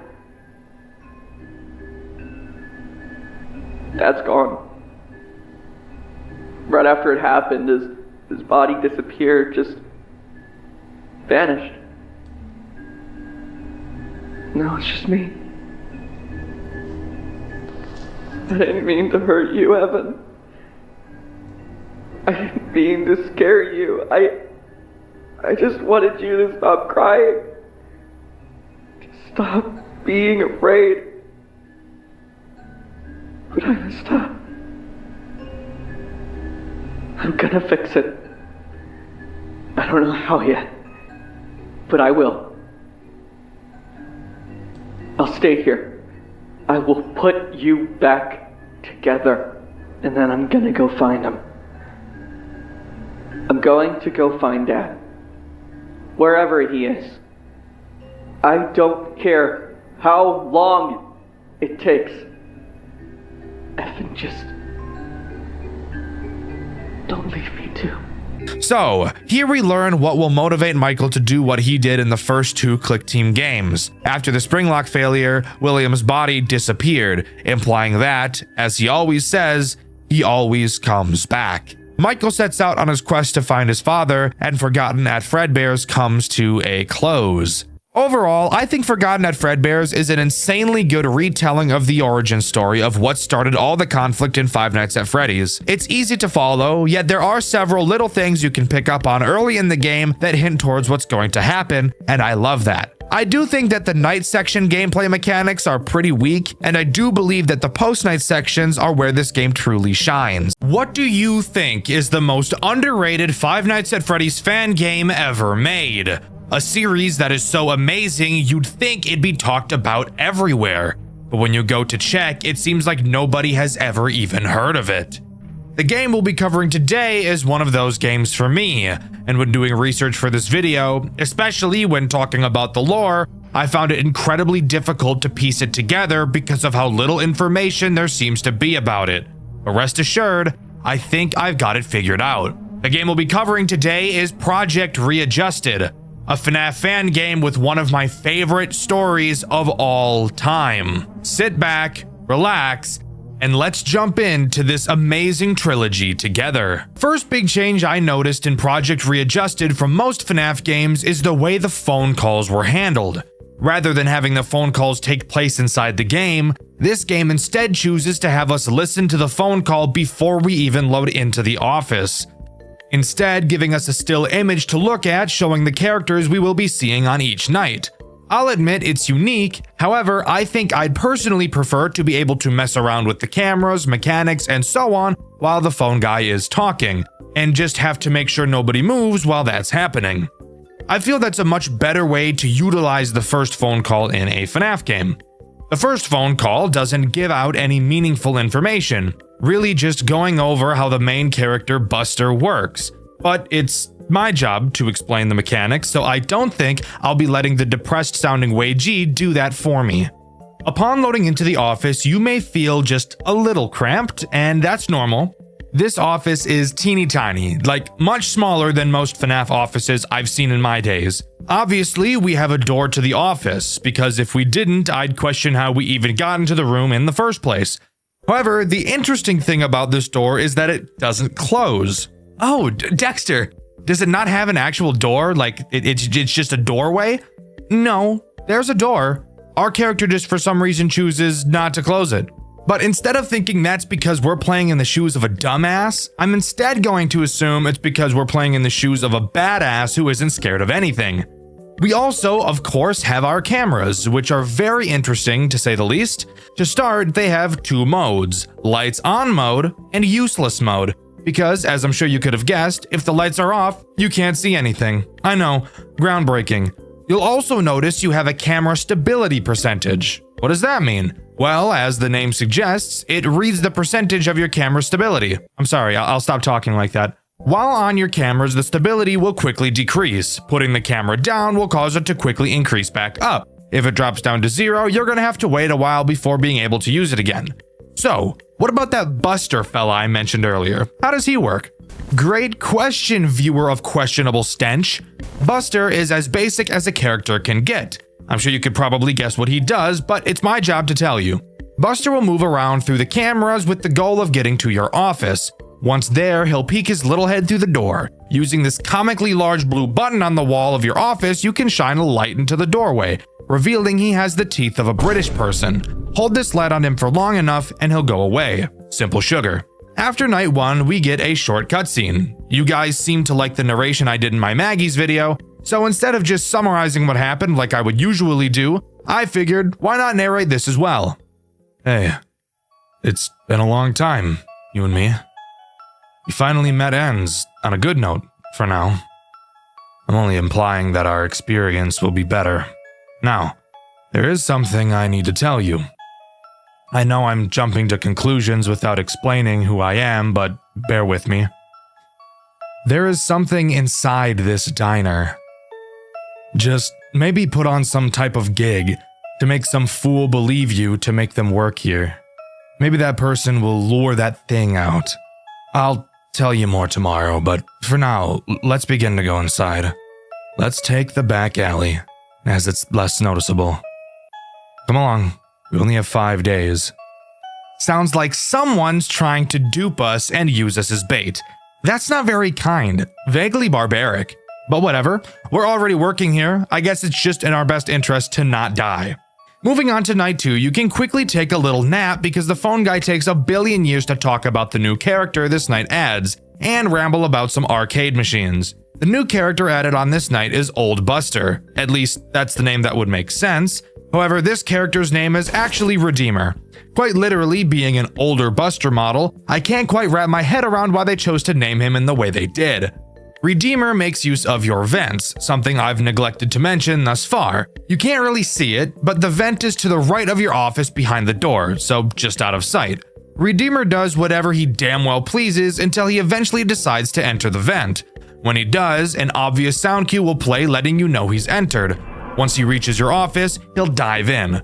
When he's in your office, it's very important that you don't look at him. However, since the office we're in is so small, it may prove very difficult to just look away from him. So you'll have to be looking at your cameras while he's in your office instead. I guess Redeemer has the mindset of, if I can't see him, he can't see me. Stupid ass robot. This, however, may bring up a possible conflict. If your camera stability is too low by the time Redeemer gets to your office, it's safe to say that you wouldn't have a very good time. But luckily for us, at this point in the game, checking the cameras is entirely useless. So as of right now, this shouldn't be a problem. Hey, so I was looking around in these garbage bins and found a key. It's great, I know, the low effort put into protecting this place. Anyways, remember that idea I had, well, a few minutes ago? I got this one guy in my phone now. His name is Hayden Simmons. Pretty dumb fellow. I bet he doesn't even know of this place. Probably a high school dropout or a kid desperate for some easy cash. Well, now let's venture inside this establishment and set up an office for our buddy. So we know the name of our character, Hayden Simmons. Too bad his name is one of the rhyming Aiden names, probably the worst group of names anybody could have. That's besides the point though. It seems like the building we're working in isn't even supposed to have an office. It's clear something sinister is going on here, but we don't quite know what yet. Moving on to night 3, I'm going to spare you the details and have us skip the phone call because he explains what the newest character does in an amount of time that could be an entire video by itself. Night 3 introduces Ned. Ned is ugly, like ugly as sin. He's got a face not even a mother could love. Booger-ah, boy. He will try to make his way to your office via the long hallway in the building. Unlike Buster, he isn't a complete dumbass, so the light trick won't really work on him. What will work on him, however, is the replace machinery button that I've blatantly and purposefully ignored up until this point, because explaining it earlier really wouldn't have made a whole lot of sense, now would it? Ned has multiple stages in the hallway. Every time you use the replace machinery button, he will go back a stage. I'm sure you can figure out how this works. Push him back, wait for the button to recharge, push him back again, keep him away from your office, which would in turn keep him away from your genitals. Whoopity-doo. However, this does bring up the issue of us needing to use our cameras now. So in combination with Redeemer, Ned could end up being a big problem down the road. Alright, sorry for keeping you waiting, but I had to run back to my car to get a battery for my phone. It's pretty low percentage right now, but it'll last now. Hayden says he'll be able to work next week, which is great. We'll pay him around $150 for his work, I guess. Maybe it's considered a scam to him, but I don't care. He just said he's not a fan of night jobs, but will do it anyways, and he'll play on his phone. That's gonna go down well. Anyways, let's head inside. The Wi-Fi better not be bad inside, I swear. Not much to note from this cutscene. We know we're getting criminally underpaid, and we know that playing on our phone really isn't going to be an option, which just makes me smile from ear to ear personally. Night 4 introduces 2 new characters. However, one of them serves to be more of an annoyance than an actual threat, so we'll talk about him first. Greg is a little asshole. Really, this game's Balloon Boy. Not because he has the same mechanic, except I lied because he kinda does. His main goal is to disable your light and leave you vulnerable to Buster. He'll slowly crawl across your office. You will have to click him multiple times to make him go away. If you don't, he'll park his fat ass on the button and prevent you from using your light. You might be asking yourself, Dxtr, clicking on him? How does the game justify that making sense? Perfect question. From the way the phone guy describes it, it's just poking him. So I guess this motherfucker's just the Pillsbury Doughboy. Ticklish ass robot. The other That's so fucking stupid. The other character introduced on this night is Glancy, what I feel is this game's most frustrating character. Glancy tries to get into the back storage room and just literally fuck up everything in the entire building. Rip wires, killing your lights and your camera. So obviously something you should want to avoid. The way you do so is very easy. Remember how I mentioned the cameras had 2 states, on and useless? Well, turns out I lied, as the useless mode actually isn't useless. When Glancy gets into this back room, all you have to do is turn the camera lights off and he won't be able to see shit, making him decide to travel into another room by accident. I'd imagine it's an accident since he can't see, but he could have easily just gotten pissed off and left on his own accord. Which, if he can see where the exit is, you'd probably think he could see the wires, but I guess not. We're inside. Now, let's just put some of these cameras around the building and we'll be all set. Oh, never mind. There's a panel lying down on the shelf. Wait. You hear that? Well, anyways, you'll record calls just to convince him, Andrew. Just do a casual voice or whatever. Nice, these'll work. What the? Did I just hear walking? Wait, who are you? Andrew, run. He's looking for me. I'll see you around, friend. Dope. So we know the name of our phone guy, Andrew. Sounds like whoever is heard in these cutscenes isn't Andrew then. And apparently upon entering the building, something found them. Andrew ran, leaving whoever he was with behind, not knowing what the outcome was. Night 5's phone call actually has something interesting in it, if you could believe that. Andrew tells us that the character introduced on this night has something they want. Finally, a motive for what they're doing. Apparently this new character, Vinard, has a special chip that they really want. Andrew doesn't explain why they want this chip, but I'm sure we're gonna find out. Speaking of Vinard, what does he do? Well, he will try to hack the cameras so that you can't use them, and then wheel his way over to your office to kill you. Not sure why he has to disable the cameras to do that, but he does, I guess. Occasionally, you will see a purple error next to his camera. When you do, all you have to do is go to that camera and turn the light off so he can't see. Because like some people, he can't type without looking at the keyboard. Embarrassing. That's a talent you probably want to learn if you're on a computer all day. But that's really all he does. It really starts to show on this night how difficult this game can be, requiring you to be in the cameras very frequently. The only real chance you'll get to recharge your stability is when Buster is attacking, and I think that was on purpose for the sake of balancing, but maybe I'm being too optimistic. Unlike every other night, Night 5 doesn't have a post-night cutscene, so I can't talk about that. What I can talk about, however, is an Easter egg and a fun piece of trivia about one of the characters in this game. After completing Night 5, you will unlock Custom Night. Inside, if you set everyone to max and click the Fox plushie in your office, you'll get this jump scare. And if you're interested in something about Vinard, he's actually a character made by Mixlass, the guy that made Tyke & Sons Lumber Co. and Baby's Nightmare Circus, which I've covered on this channel before. Definitely go watch that video after you finish this one. And as a result of using Mixlass's character, Mixlass then used one of Mechless's characters in his game Tyke & Sons Lumber Co. Pretty cool if you ask me. But that is all Project Readjusted has to offer. Overall, I think the game is surprisingly mechanically complex for a first game, something pretty uncommon with fan games that take place in a series like this. But don't let the lack of lore fool you, as Project Readjusted has one of the most interesting stories I've ever seen, and it continues in Project Readjusted 2. It's been so long since I've seen Matthew. He just disappeared. I must find him again. I have so many questions. I could possibly get answers from the new Buster's location. The location is currently being renovated, but they must need some kind of guard. Could be hiding there after all this time. Well, let's see where this takes me in my hunt to find him. Project Readjusted 2 opens with a mission already in mind, finding a man named Matthew. I'm unsure who Matthew could be. My only guess at this time is it's the guy that got left behind by Andrew in the first game. But that is obviously unconfirmed as of now. Our player, Andrew, enters an old Buster's location to look for answers, throwing us right into Night 1. Loading into Night 1, we get a call from the phone guy who goes over the basics of what we'll be doing. He mentions that they're currently working on newer models of all the characters. Not a whole lot of interest to point out during this call. However, what is of interest is how scared I was when I first saw the equivalent of 3 fucking music boxes and 1 camera. But lucky us, we don't have to worry about that right now. Unlike Readjusted 1, this game doesn't have anything to stop you from staring at your cameras for as long as you'd like, which is a breath of fresh air.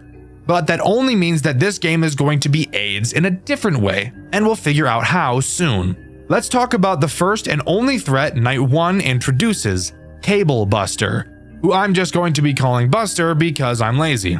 Buster makes use of a new mechanic this game introduces, the Showtime tapes in Camera 1. When Buster gets to either Camera 5 or Camera 7, you will have to look at him. He will be repeating a day of the week. I don't know why he feels the need to say it out loud constantly. Phone guy explained that apparently that's what he's designed to do, walk around the building and inform people when the show is about to start. But why would he say the day of the week if that was the case? I have no idea.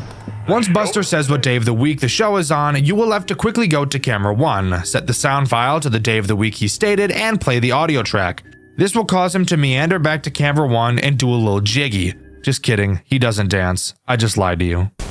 Something isn't right. Papers are coming in about a missing person. A missing person at the old Buster's. It must have been the spy that Matthew took care of. He's on the prowl and I will end it in this place. There's no way I can fail this. His tracks are so hidden yet so predictable. I just need more clues. So, Matthew killed a guy, and not just any guy, he killed a spy. So clearly Matthew is probably a bad and dangerous man. So we should approach with caution. Not knowing anything else, we move on to Night 2. Night 2, the phone guy introduces some new mechanics, but fuck him, my voice sounds better. Night 2 introduces Infested Glancer, but before we talk about what he does, we should talk about the second thing our cameras can do. Show some air ducts! Hooray! The air duct menu is very reminiscent of the ones from Ultimate Custom Night.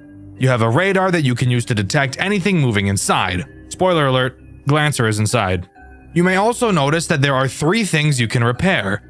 Are your FNAF 3 senses going off? Because mine are going haywire and it's making me want to off myself. The 3 things to repair are your radar, your lights, and your doors.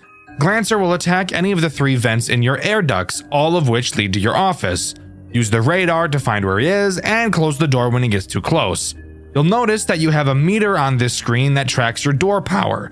If it runs out, you'll have to reboot the doors, and of course, after too many uses of your radar, you'll have to reboot that as well. Glancer brings up a very obvious issue. He's fucking annoying, and he's very fast, easily being the most annoying character in this entire game, demanding the majority of your attention like a clingy girlfriend that you're slowly falling out of love with.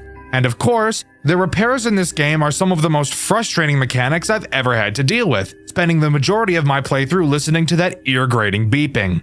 This is where camera stalling comes into play.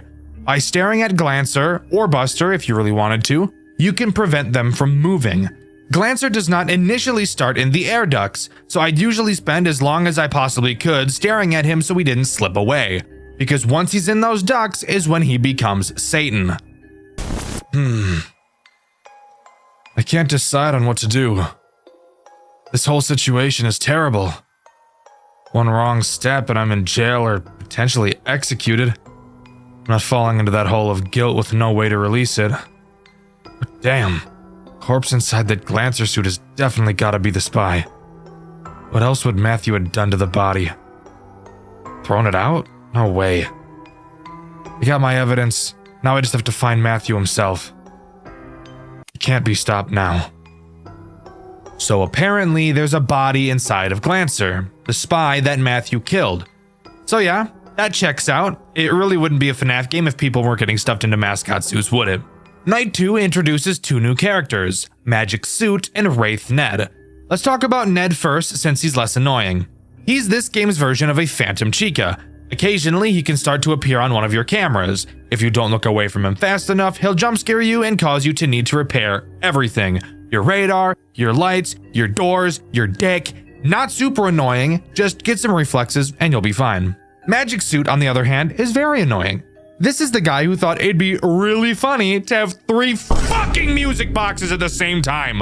His 3 plugs will slowly decrease in power. You'll have to keep them charged up if you don't want Magic Suit to Magic Mic you. Fuck. You'll have to keep Fuck. You'll have to keep him charged up if you don't want Magic Suit to Magic Mic you. But in all honesty, these 2 new characters aren't even an issue. This entire game's main problem is Glancer. God, I hate him so much I could just stick a fork in my ass. That doesn't even make any sense, but irrational anger causes irrational responses sometimes. I don't know what to tell you. What the hell was that purple thing? Is the air in this place toxic? What the hell?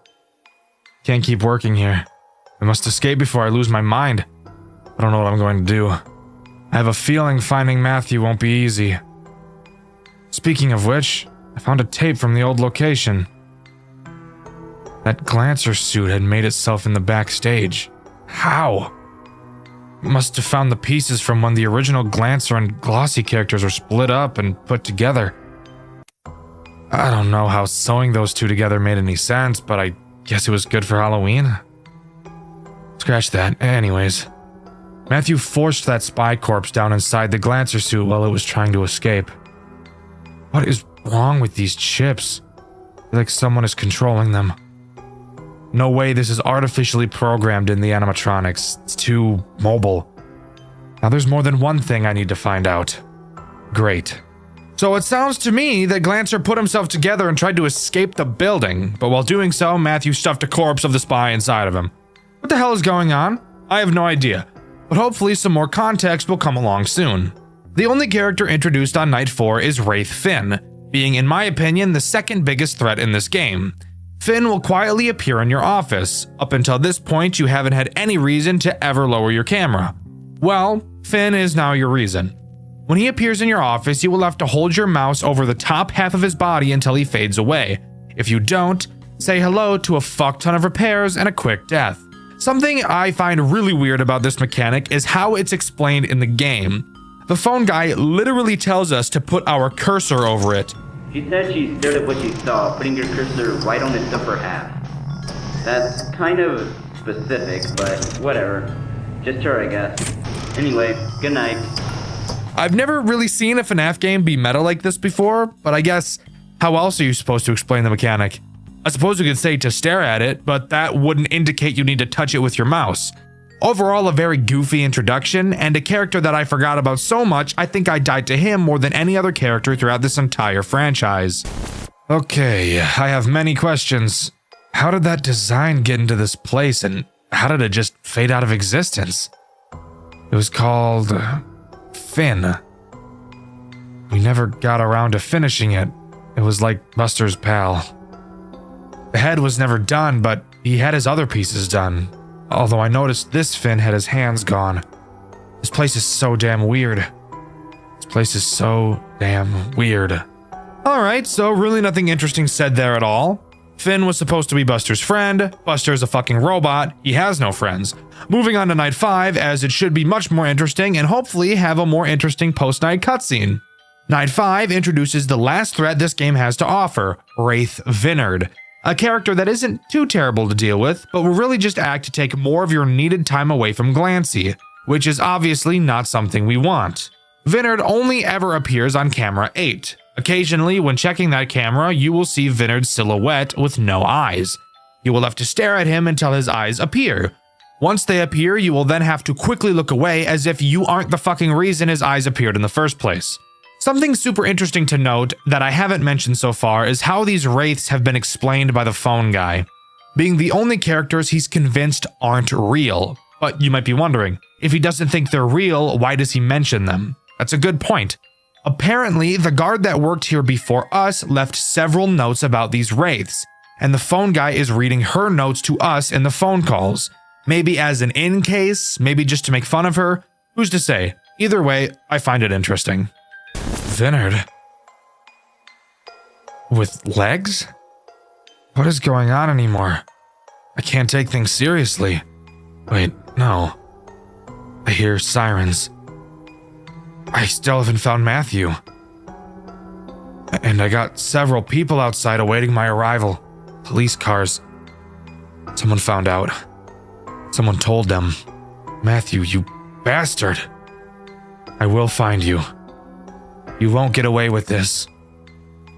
I can't believe this is how my story ends. It's not right. I can't. Matthew was never found by any officials or Andrew. Andrew attempted to bring the situation to court, but not enough evidence was collected. Andrew was deemed guilty for the corpse inside Buster's Diner World and was sentenced to death row, his execution following a month after being assigned. This was not the outcome he had thought of. It could have been worse. This story is false. Well, goddamn! Quick recap. In this game, we play as Andrew, the phone guy from the first game. We still don't fully know exactly who Matthew is, but he called the police and informed them that Andrew was at the building and had killed someone. They arrived, found the body in the Glancer suit, and had Andrew killed, giving us the fake ending. Oh god, endings, Dxtr. Let's quickly go over what it takes to get this true ending, please. Well, there are several minigames you will need to complete throughout the game in order to get this true ending. Let's blast through how to get them. During each night, a specific camera will have its name flickering slightly. Clicking on the name will shoot you into the minigame. On night 1, it's the main supply camera. On night 2, it's the West Hall. Night 3, it's the secondary supply entry. Night 4, it's the secondary supply entry again. And night 5, it's the power breaker. After completing all the minigames and successfully beating night 5, you'll get the true ending instead. The minigame. It spoke the words I couldn't find myself. Matthew died with his baby. A tape left on him. I can't explain what I've experienced here. I can't go on with this sudden guilt. This damned children's entertainment chain should have never happened. This outcome was not proper. And I can't handle it. I don't know what will happen next. I'll report the death of him and the corpse to the police. At least I can get off with no charges. I can't put myself to do it. I can't go the route my gut wants me to go. Later the same night, Andrew had a heart attack. No evidence was ever turned into the police due to this. Nearly a week later, police arrived after suspicion from pedestrians roaming the streets. Police had not told any officials about what was found, and began to demolish the location. Andrew's story is over. An ending to a tragic story. There are no solutions to the problem. Diner World Entertainment was shut down immediately and ran out of business, seeking a new opportunity to reach into kids' hearts. This is the true story. Well, goddamn! Turns out it didn't matter what he did. Andrew still died, and no word of Matthew was ever heard from the police. We just can't win, can we? Well, luckily for us, this storyline does continue, and even more lucky for us, it continues in the best game in the series, and arguably one of the most creative FNAF games ever designed. I know who you are, Andrew Vargas. I've seen your name in records before. I know what you're doing. You want information, lots of it. I'm no provider, but I can lead you to what you want. I know that man, Matthew, has been nothing but a mystery to you. His image is shrouded in a dense fog that your gaze cannot penetrate. But you want to break it, do you not? You can either go the full walk or fall short. There is no try this time. All the information you want to grasp so badly can be obtained. All you have to do is satisfy us. There are 3 captives full of knowledge below the storage facility. Treat them to our satisfaction, and they will live out to the 5th and final day. On that day, they will be free. They will be able to tell you all that they know. This is what you want, right? The data you seek is waiting for you. And here we are! Project Readjusted 3, the last game in the series and undoubtedly the best. This opening cutscene throws us right into the world of this twisted game. We play as Andrew. That might seem a bit confusing since Andrew died in the last game. But guess what? Apparently, both of the fucking endings weren't real. So what the fuck? I'm not joking, by the way. I'm being completely serious. Both of the endings in the second game aren't real. The true ending isn't real. Both the fake ending and the true ending both didn't fucking happen because it takes place before this one. So like, what the fuck was that all about, huh? Anyways, we're not sure who was speaking to us in that cutscene, but apparently there are 3 survivors that have all the information we need to solve whatever is going on with Matthew. And with that, we're tossed into night 1. This game does progress based on objectives instead of time. But rather than a game like Pizzeria Simulator where the tasks you have to complete are mind-numbing, the task in this game actually requires a small bit of brain power and is truly one of the most creative takes on a FNAF game I've ever seen. We're tasked with protecting these 3 captives. In the cameras, you'll be able to see 3 rooms. Each of these rooms holds one of the captives. You can keep track of their stats at the bottom of the monitor, see how much hunger, thirst, and satisfaction they're all at. Note how much supply you have. Your goal throughout this night is to send these captive shipments of food and water. Then, once they're all satisfied, the night can end. When you open the gate, food and water will slowly be dispensed. You can control which room these packages will go to. The longer you take to send a captive something, the lower their satisfaction will go. At the top of the screen, you'll see a minimum grade you need to complete the night, and which grade you're currently at. Meaning you don't have to fill each room up to its entirety to complete the night. However, I'm a fucking badass and chose to get the best grade possible on each night. In order to refill your supplies, you will have to complete a task. A set of numbers will appear in a random order and you will have to click them in that order. When you finish, your supply will be slightly filled. Side note, if you ever see this sliding minigame instead of the number 1, that's because in that specific moment, I'm using footage from Indie Fuel. And in his playthrough, he was playing an earlier version of the game that used a different minigame. And that's all that happens on night 1. I could talk about the cameras for sure, but I think that'll become much more important in night 2, which actually brings on the first and main threat this game has to offer. But before we can get to that, in true final game lore dump fashion, after each night we get a post-night minigame to have fun with. In this minigame, we just kinda walk around. We check the stage in the main room and notice that there's supposed to be 2 animatronics on stage, the other being Finn. You may remember him from the second game.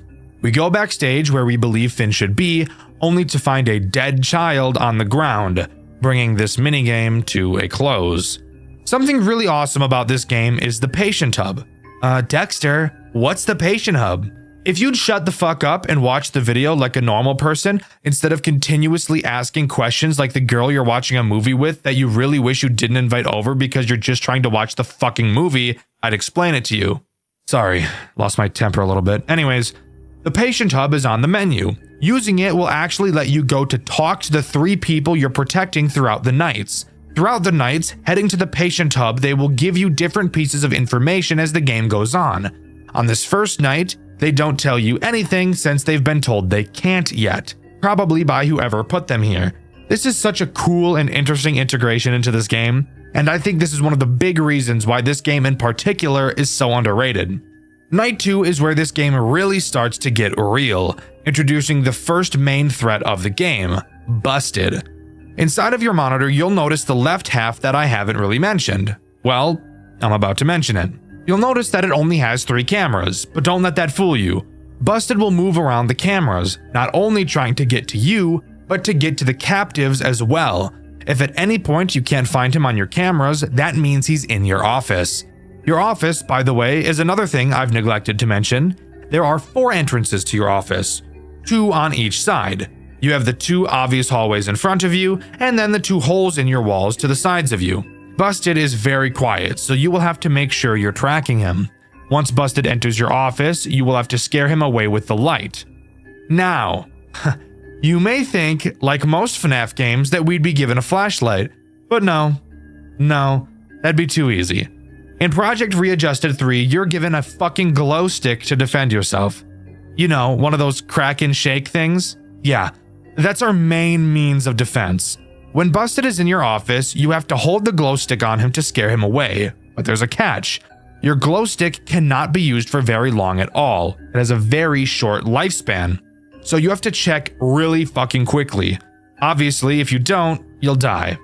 But if you remember, I mentioned Busted being able to attack the captives as well. While watching Busted on your cameras, you may notice that on any of the 3, he may get a bit too close to some of the patient doors. If he does, that's how you know he's about to attack them.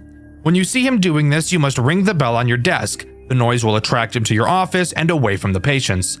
Something super interesting about Busted attacking patients is that if he kills one, you don't lose, and it will actually make the remaining nights easier since you'll have less mouths to feed. However, as I'm sure you could have guessed, if a patient dies, they will never come back throughout the rest of the game. That means no more talking to them in the patient hub at the end of the nights. And of course, if you let all 3 patients die, then you will lose the game. This right here is one of the coolest mechanics I've ever seen in a FNAF game. Project Readjusted 3 is literally just being placed in a saw trap, really. In the post-Night 2 minigame, we talk with the other guards about what we saw. They mentioned this is the second time this has happened. Walking up to the stage, we find another dead child, presumably killed by Buster. We're told to check the office for anything else, and we do. Upon finding nothing, we walk back, only to see the ghost of some unknown spirit that looks like Finn walking away. I started seeing some weird things recently. They were purple weird things. It got closer as I blinded myself, but as I looked at it, it faded away. I don't know what to do. At least the leader himself isn't down here. He is very strict. He would be looking at me, making sure I was staying put and acting appropriately. He threatened to stop liquids from coming into my room if I didn't listen. He really wants us to go his way, so just send us supplies like he wants, at least when he is nearby. As long as he doesn't notice you aren't doing what he wants, he should be fine. This place is a crazed house, and it's all your fault. I can't believe this!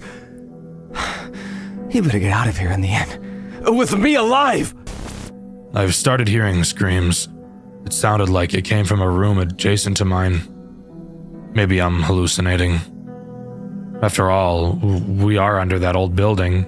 You know it had the fume problem, right? Surely you do. You used to work there. You told us all about you. My sister used to work there, but she hasn't touched it since. I think I've figured out why now. Just don't forget about your main threat, but don't let yourself get too paranoid about it. You got this. On night 3, we get introduced to the last threat this game has to offer, the purple hallucinations. explained by the fact that there are strange fumes coming from the facility above. These hallucinations act as a nuisance, but a nuisance you're going to want to maintain. They can appear in any of your cameras or in your office, and they're very quiet. If they're on your cameras, you have to stare at them, and if they're in your office, you have to flash your glow stick at them. They will never kill you themselves, but they will scare the patients if you don't get rid of them. And if the patients get scared, they'll scream, and Busted will kill them. Not at all a difficult threat, but an annoying one nonetheless. The game doesn't really start to get too difficult yet at this point, so let's just move on to the post-night 3 minigame. In the post-night 3 minigame, we really just want to get out of the building at this point. We meet a guard who says that the crowd outside is still going spastic. As we try to walk outside, I'm assuming we start hallucinating? I'm not really sure because I have no idea what else I'm looking at could possibly even be. And the minigame comes to a close. I'm too paranoid. You need to just get us out of here. The creatures are multiplying. Just more staring. Listen out for a squeal if something goes wrong over here.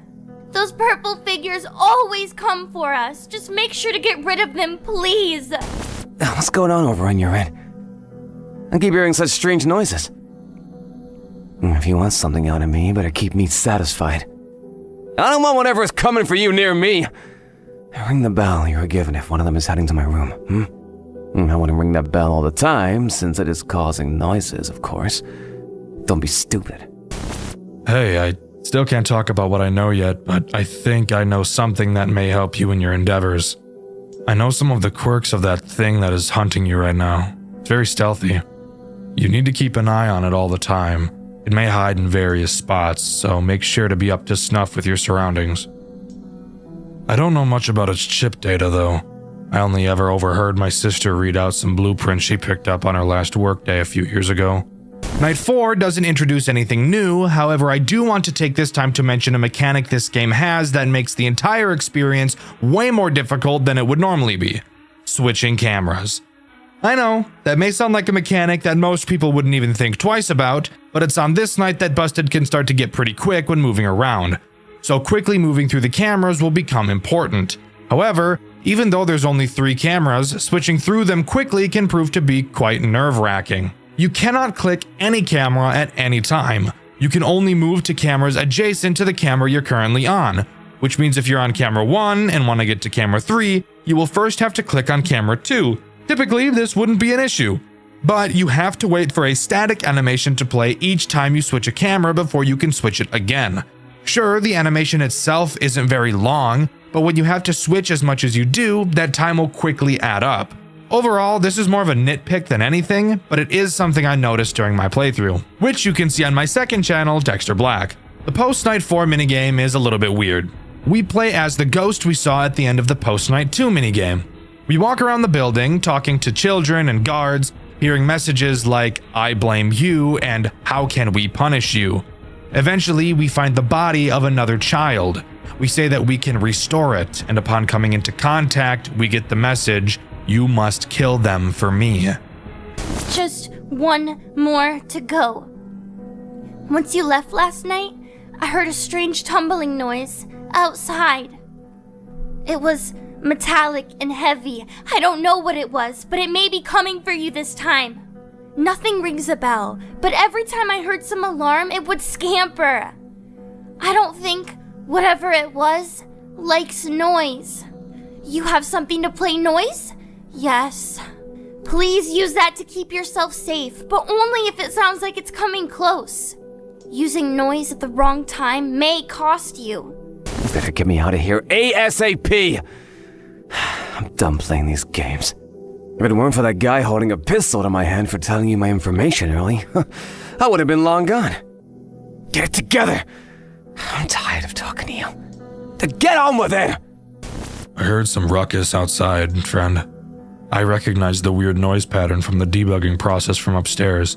Someone was altering the mascot's code. I know this just because of my sister's curiosity. She brought back some pink robot from her workplace to show me how messed up her work environment was.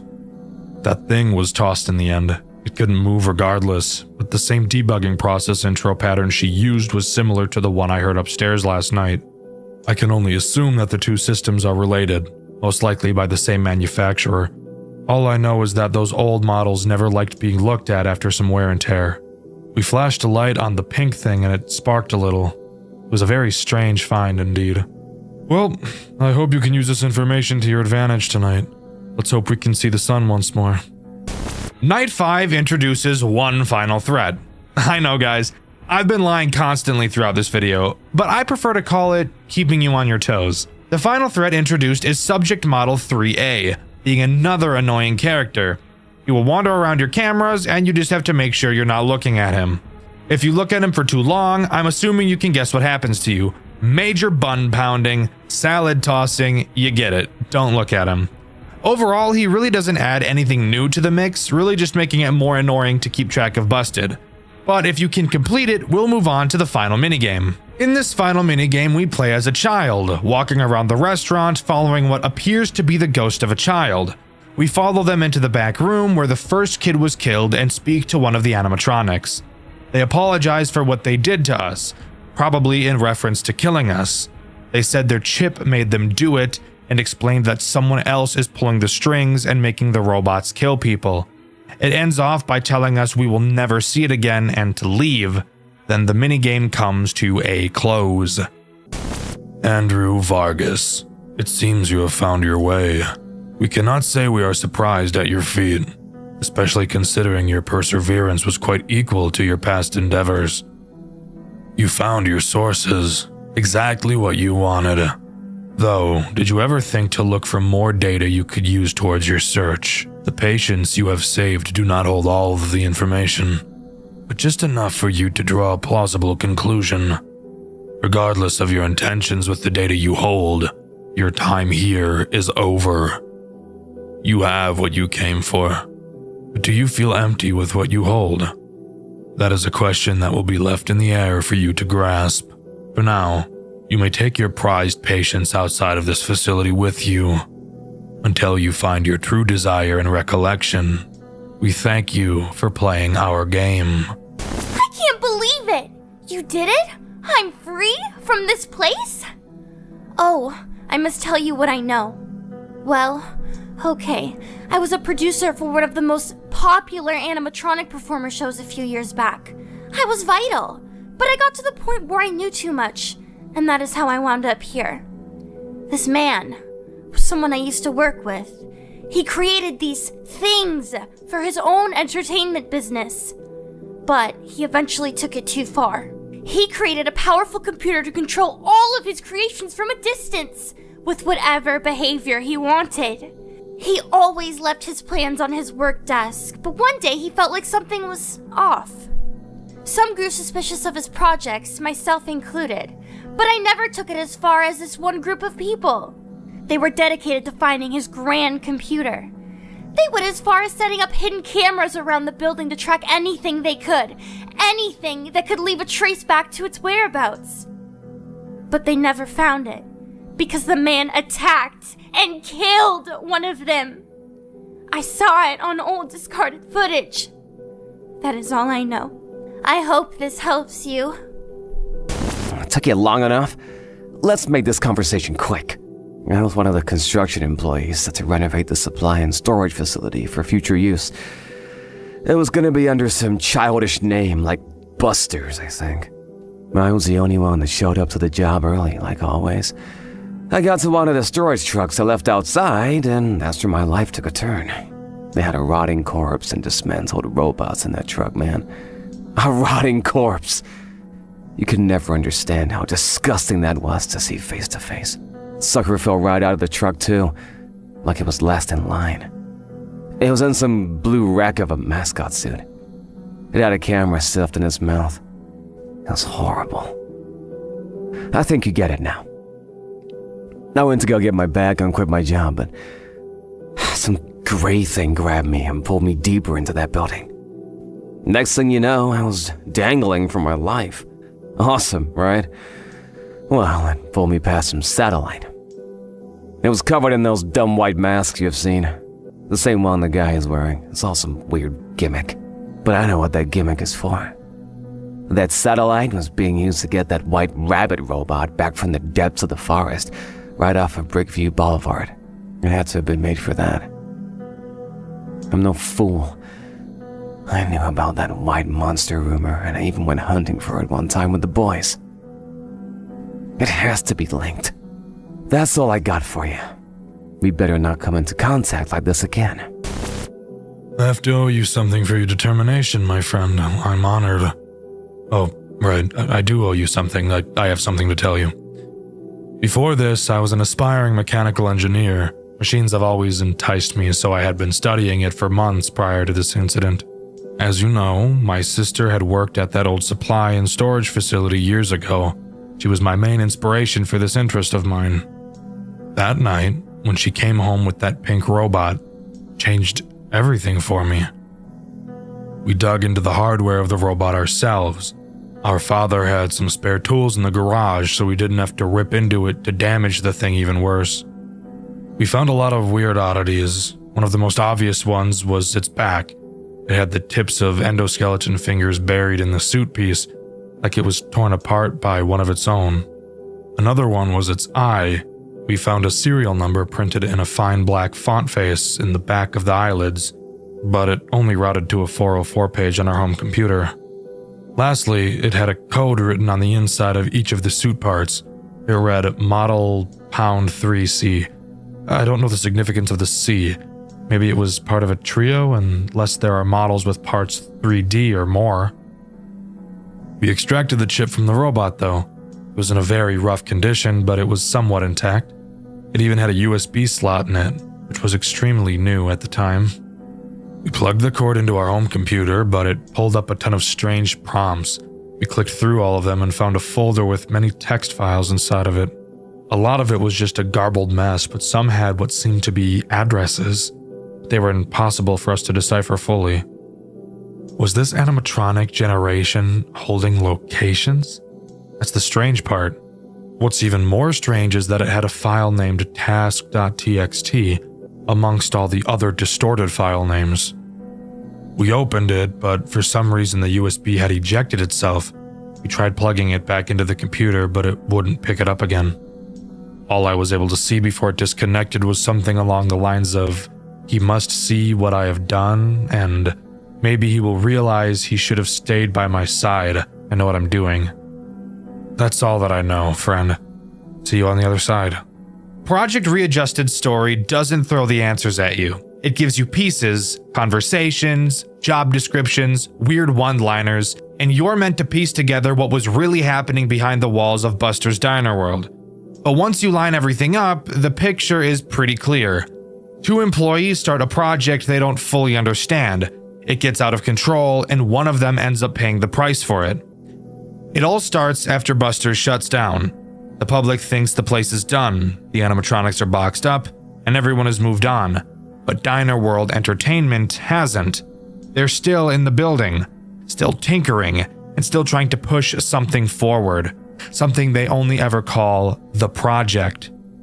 And at the center of it are two people, Andrew Vargas and his coworker, Matthew.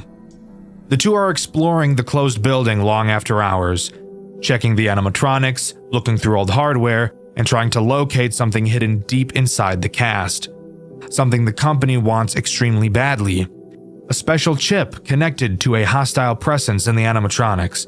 They can't pull it out safely, they can't study it while it's roaming, and they can't risk handling it directly.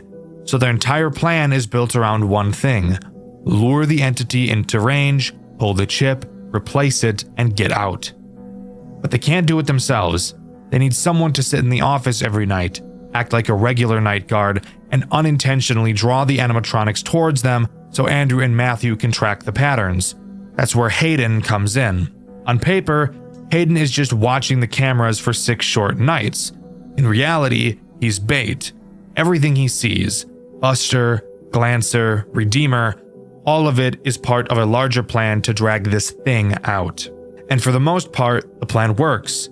The animatronics are active, the patterns are recorded, the project moves into its second stage. But then something happens that completely derails Matthew. Someone else breaks into the building. a man who isn't supposed to be there, someone snooping around who gets far too close to whatever Andrew and Matthew are doing. The fandom calls him the spy, and Matthew panics. Instead of letting their secret get out, he kills the intruder. Not an accident, a choice. And it's the moment everything changes. Andrew is horrified, Matthew goes quiet, and from that point on, the two of them aren't on the same page anymore. Not long after that, Matthew disappears. No goodbye, no confession, no explanation. He's just gone. And Andrew is left with two things: a project he no longer trusts, and a friend who might have destroyed himself trying to finish it. When Project Readjusted 2 begins, we're not playing as Hayden anymore. We're someone closer to the company, a technician finishing their final assignment for Diner World Entertainment. This job isn't about survival, it's about data. Watching animatronic behavior, tracking motion patterns, feeding information back into whatever the project is turning into. And in the background of all of this, someone, heavily implied to be Andrew, keeps repeating the same thoughts. He's been gone for so long. I need answers. Where did he go? The entire game feels like Andrew trying to keep the company satisfied while quietly searching for any clue about Matthew's disappearance. Meanwhile, the animatronics are no longer just mascots. They're infested, corrupted, wired shut, and torn open. The prototypes that were experimented on long after Buster's closed. The project has clearly moved forward, and whatever they pulled from those animatronics is now being pushed into something else, something bigger, something human. And Andrew eventually gets the lead he's been waiting for, something that points away from Buster's, away from the diner entirely, and into a new location, a facility the company is tied to, a place where living subjects are being kept alive for testing. And to follow this trial, Andrew makes a deal, a job offer he can't refuse, something that promises answers about Matthew at a cost. That's where Project Readjusted 3 picks up. Andrew is now inside this medical facility, sitting in a monitoring booth, watching over patients who can't leave their rooms. His job is to keep them alive by sending supplies down long, empty hallways, making sure they don't lose consciousness, and trying not to get killed by something stalking him in the dark. A twisted, hulking version of Buster that shouldn't even exist in a place like this. But the deeper Andrew goes, the more obvious it becomes that this facility is just the project's final phase. The animatronics were only the beginning. The chip, the patterns, the experiments. All of it was leading to human testing. And somewhere inside this building, one of the patients isn't just another victim. He's the thing Andrew has been searching for since the moment Matthew vanished. Matthew didn't run. He didn't escape. He didn't move on. He was taken, absorbed into the same project he helped build. In Project Readjusted 3, Matthew is the subjected member, a living test subject altered by the very experiments he and Andrew once tried to control. And that's the real truth behind Project Readjusted. A company digs up something dangerous hidden inside their animatronics. 2 employees tried to pull off a secret extraction, someone dies, one of them vanishes, and years later the entire operation has grown into a human experimentation program, with Matthew trapped at the center of it, and Andrew desperately trying to undo the damage. This game never spells everything out, and the dev has even said the full story was never completely written down, but from what everything we do see, the trilogy comes down to a single idea. They started the project together, Andrew survived it, Matthew didn't. But as far as I could gather, and as far as I'm aware, that's all Project Readjusted has to offer. There was supposed to be a final installment, Project Readjusted 4 Jet Black, but it was cancelled due to scheduling conflicts and the pair incident of Game Jolt, which I'm not going to dive into today. Maybe another time.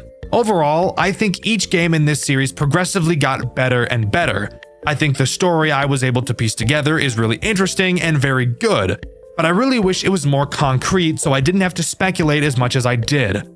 Project Readjusted 3 is a phenomenal FNAF game and one of the most creative I've ever seen, and I highly recommend you give this series a try. Scopophobia is the irrational fear of being persistently stared at or watched. For most people, I feel being watched is one of those things that is just universally feared. Several forms of media have been made around it, from books to movies, and of course, horror games. But what about FNAF games? What is the scariest FNAF game you've ever played? And while playing it, did you get the strange feeling that you were being stalked? Banshee is a new FNAF fan game created by Kimarzuru and released fully on July 23rd, 2025. For a lot of people, the FNAF genre hasn't grown boring, but has lost a lot of the fear factor that it once had. I know for me personally that is the case. Sure, cheap jump scares will always startle people, but actually being scared is something that most FNAF games just aren't capable of doing anymore. Banshee, however, is different. Banshee isn't just scary, Banshee is horrifying. Grab a drink and get ready to jump into the rabbit hole that is Banshee, Five Nights at Freddy's most horrifying fan game. Banshee is a game heavily inspired by the original Five Nights at Freddy's Pizzeria Simulator, mainly taking inspiration from the night sections of that game, wherein instead of beating the night by surviving, you instead have to complete multiple tasks, making the length of the night dependent on you. Of course, when you think of Pizzeria Simulator, the very well-known salvaging sections may come to mind, and don't worry, Banshee has those too. Before every night, you will have to salvage a character in much the same way you do so in Pizzeria Simulator. On night 1, you have to salvage Springtrap. Pause. This design is actually horrific. This is gross. I haven't seen a model from a game that made me as uncomfortable as this one has in a long time. And trust me, they only get more grotesque and uncomfortable as we follow the White Rabbit. To salvage a character, you must first play an audio cue from the tape player in front of you. You can hold up the Miliguas,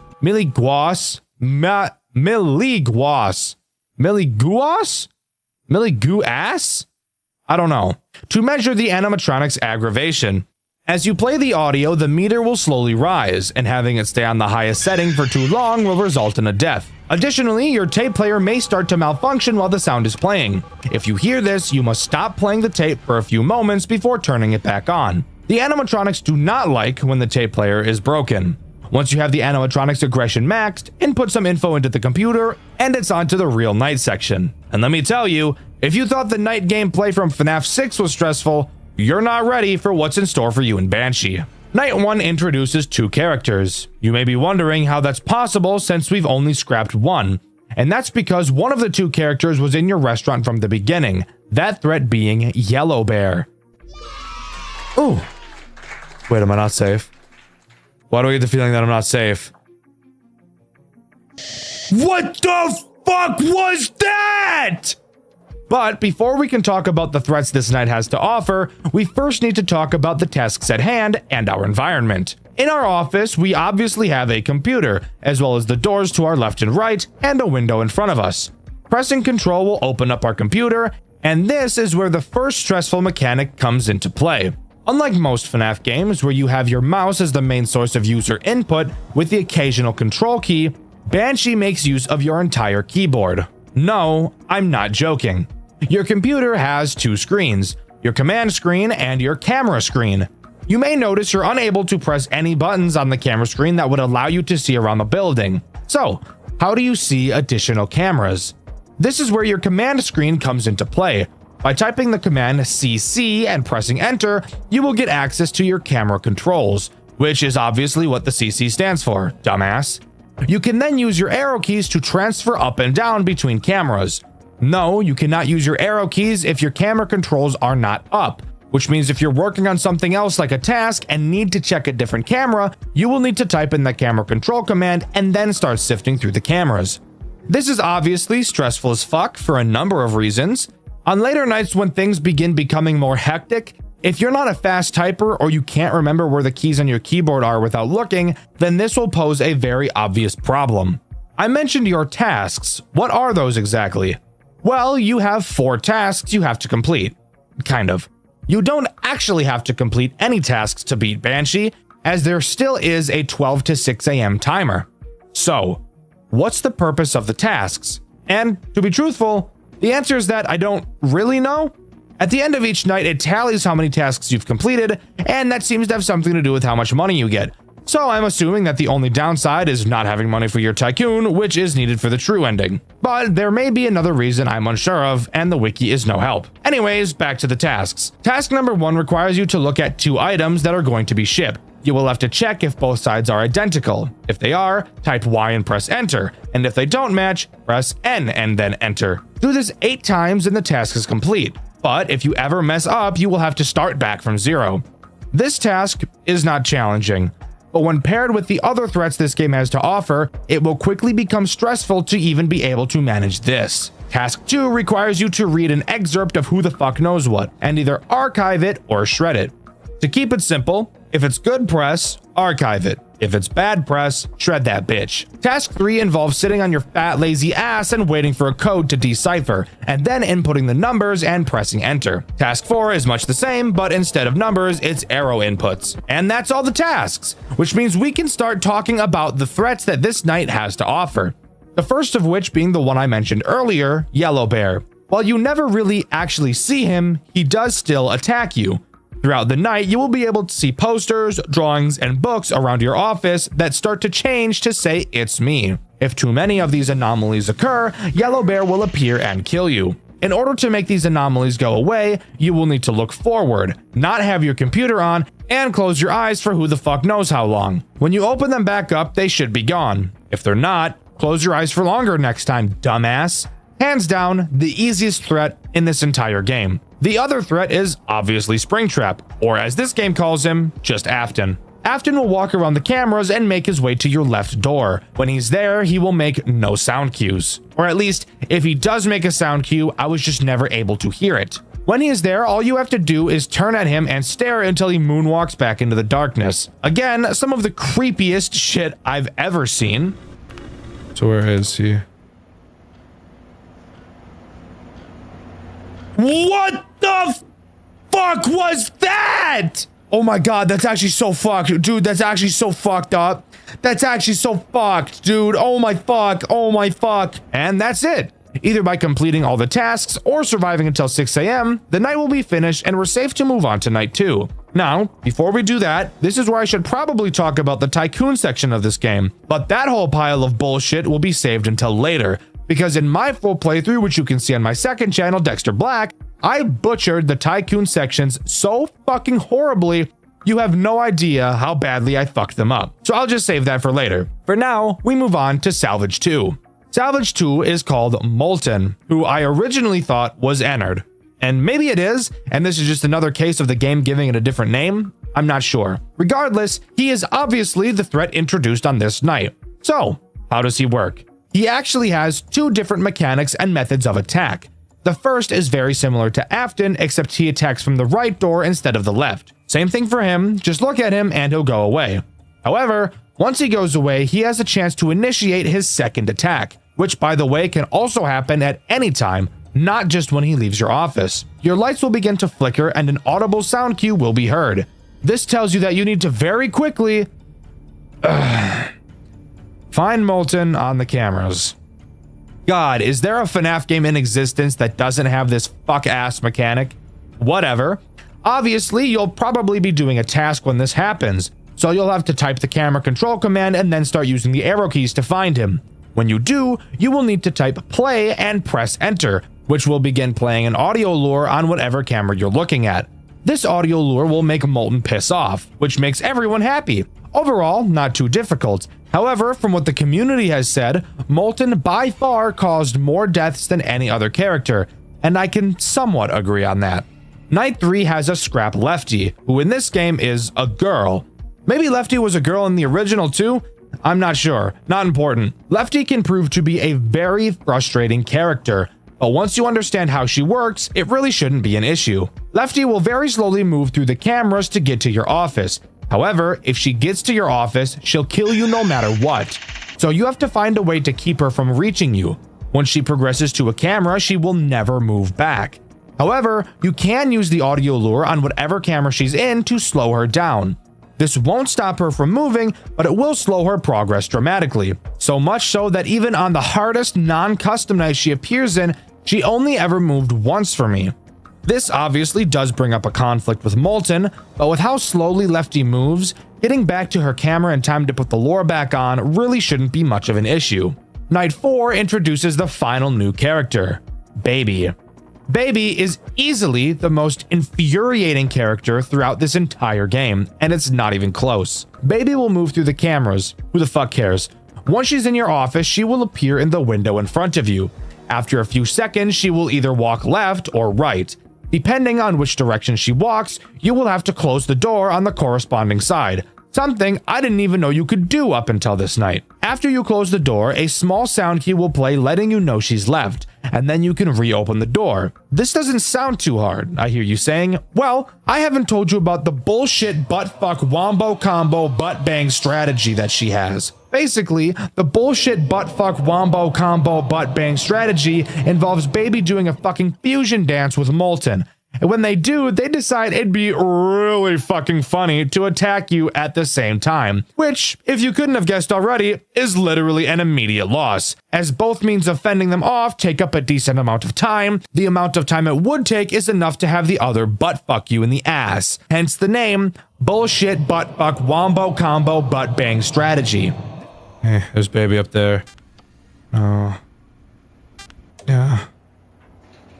This is cooked. This is cooked. This is actually cooked. Bro, I'm fucked. I'm fucked. There's nothing I can do about that. I was pressing enter, you. That was just cooked. There was nothing I could do about that. I don't know how long I have to hold it for Baby. And he was on my ass. I really didn't know what to do there. Really didn't know what the option was. This is really the only huge RNG problem this game has, and it doesn't happen nearly as often as something like Toy Bonnie Vent AIDS does. Finally, we have Night 5, which is an interesting night, to say the least, as it's actually easier than Night 4. Sure, the animatronics are more aggressive, but I still think overall it's probably easier than Night 4 is. No new threats are added, however, one of them is removed. That being Lefty. What is the reason for having Lefty not present on this night? I'm really not sure. So this night goes just about as well as you'd expect it to. And with that, the game is over. We get a final monologue from Henry as he burns down the building with us inside, mentioning how he didn't want us to go, but he needs to bring his daughter back. I'm gonna be honest, I don't give a fuck about this ending.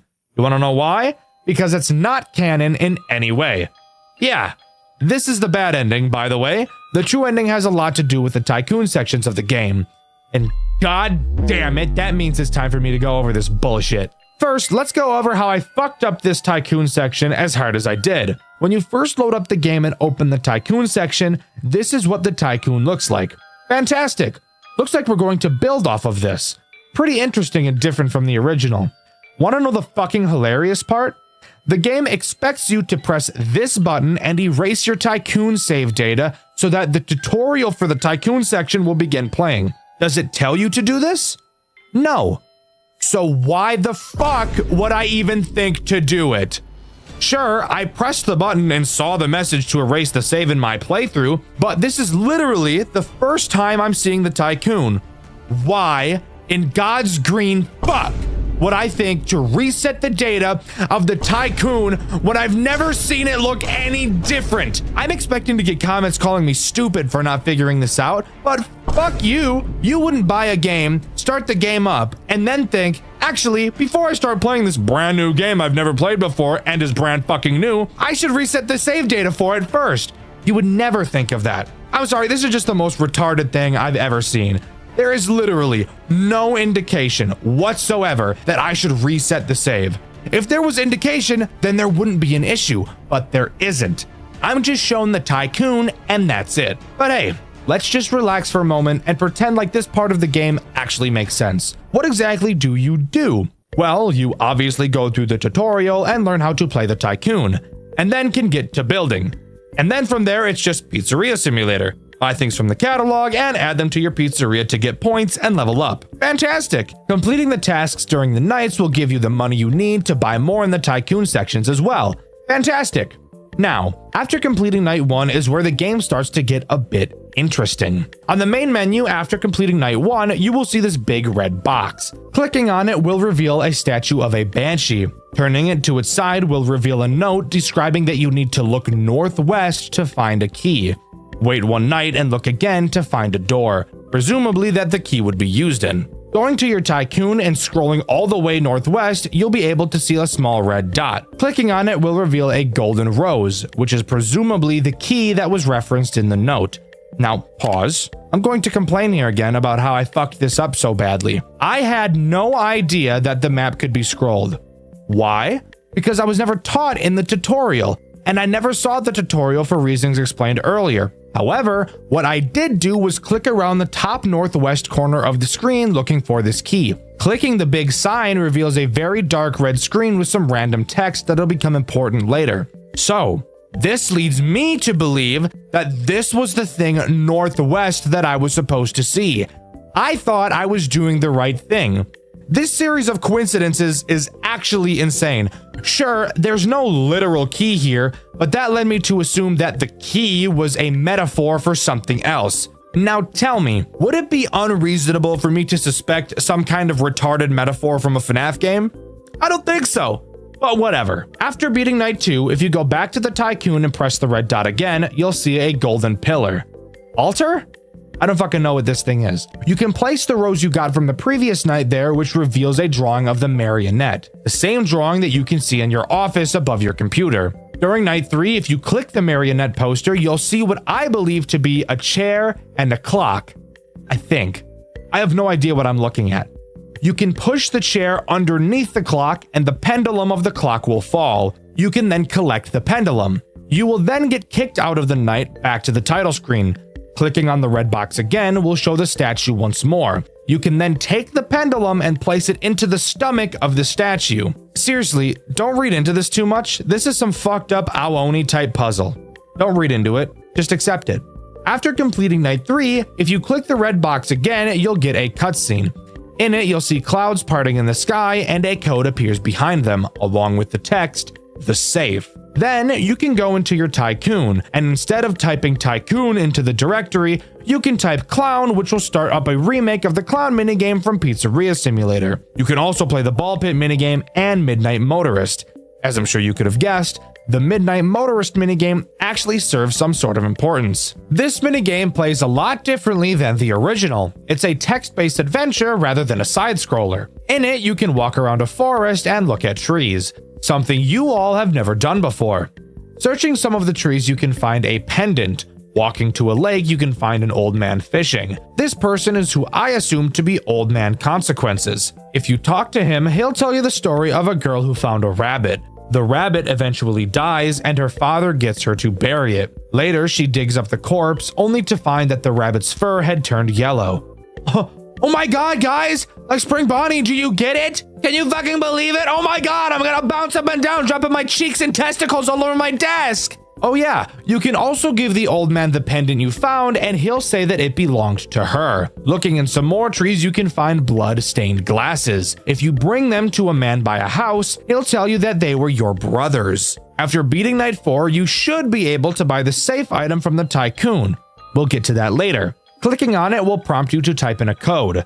Typing in the code we saw in the cutscene earlier will open the safe, revealing a picture of a locked gate inside. After buying everything else in the Tycoon section, if you load the original version of the Tycoon and click the logo, you'll be sent to the gate. If you've done everything correctly, clicking on it will spawn you onto a boat. On the boat, you're told a story. Once again, I assume this story is being told by Old Man Consequences. He tells the story of Charlotte, Henry's daughter, the girl who was pushed outside of the pizzeria in the rain and left outside where she was later found dead. The story is abruptly ended by the line, "She isn't there anymore, Henry." Finally, if you've done everything properly and at the right times, when you enter night 5, the puppet will be present, likely being the reason Lefty isn't there. The puppet acts as this game's final boss. So let's quickly go over her mechanics. The puppet can appear in any of your 2 doors. When she does, simply close the doors and she'll go away. Additionally, she will play a laughing sound cue.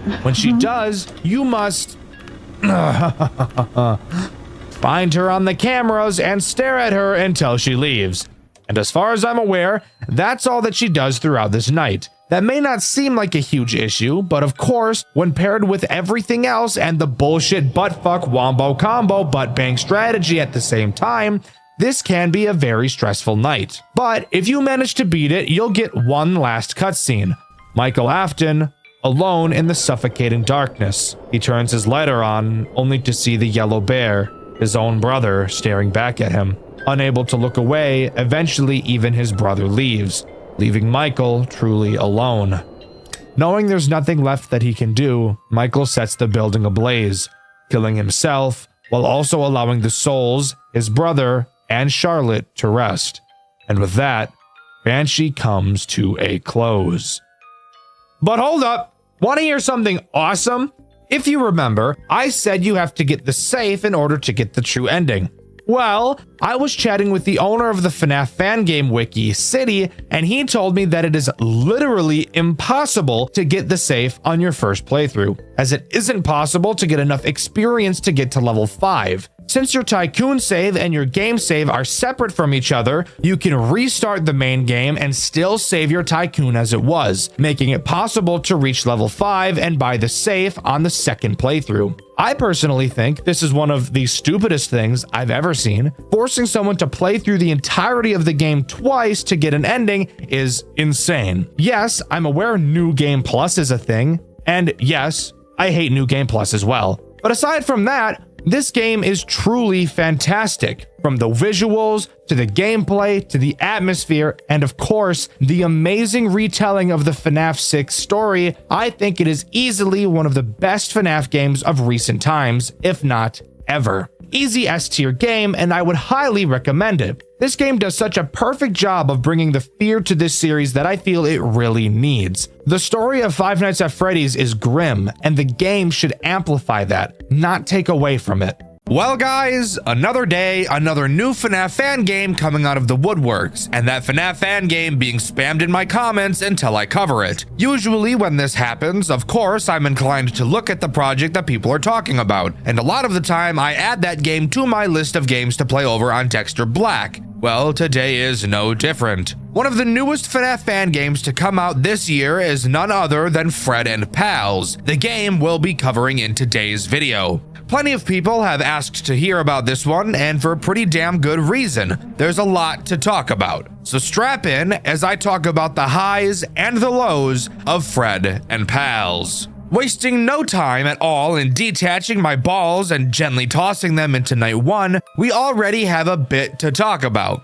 Mainly the tools at our disposal, how they function, and why it makes me want to put my balls in a meat grinder. To start, we have several directions we can look in inside of our office. Obviously, we can look directly in front of us, to both sides of us, and of course, behind us. In front of us is our camera system. To our left and right, we have our doors, and right behind us is a power switch, but we'll talk about that later. What is important is this little handheld device we have, the SMU. While looking behind us, or while standing next to either of the doors, we'll be able to pull up this device. While it's held, you'll be able to select any of the 4 characters in this game. And by holding down the trigger, we can shoot something in the direction we're aiming. What are we shooting? That I don't know the answer to. The device only has 3 shots in it before it needs to recharge, so we can't just be spamming this thing throughout the whole night. Unfortunate, I know, but I guess video game balancing will do what it has to do. Speaking of these characters we need to shoot, who are they?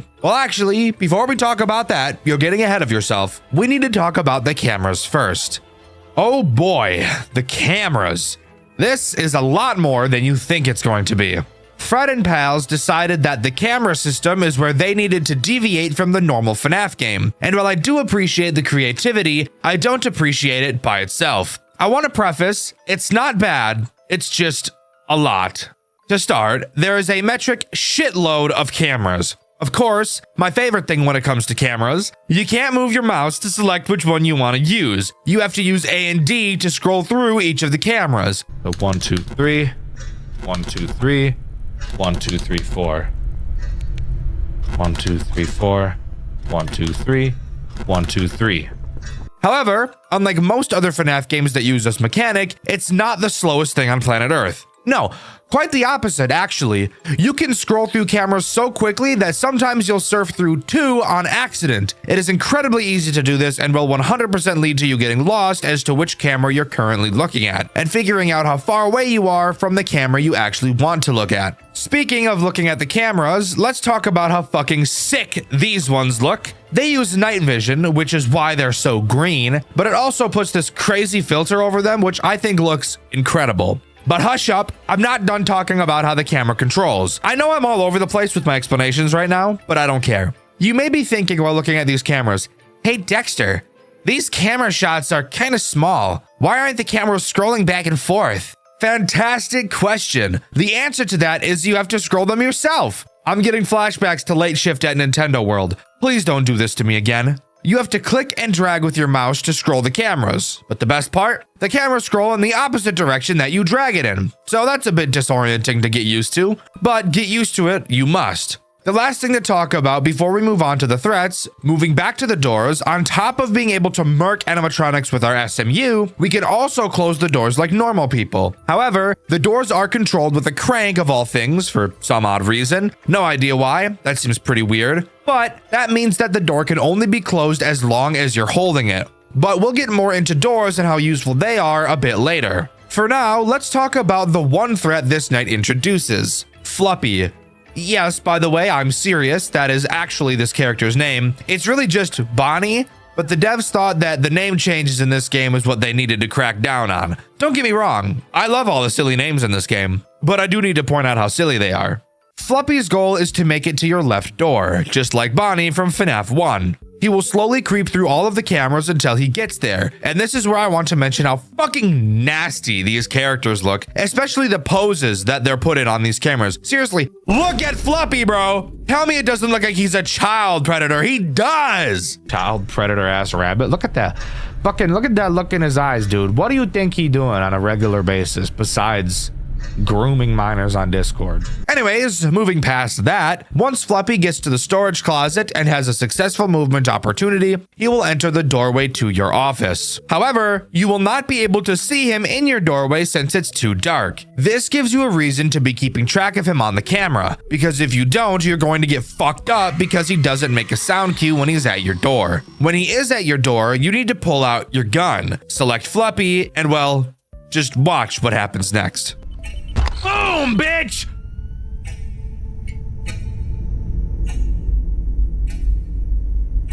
I didn't like that.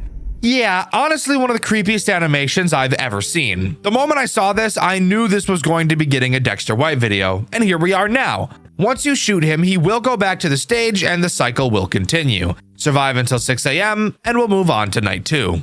Night 2 is pretty much the same as night 1. To start, we obviously get a phone call from the phone guy. He asks us if we used our SMU on Fluppy. Obviously, we know we did. He says they found him standing in the back room looking up at the light. They went to grab something, and when they came back, he was back on stage. I have a real question. Why on earth?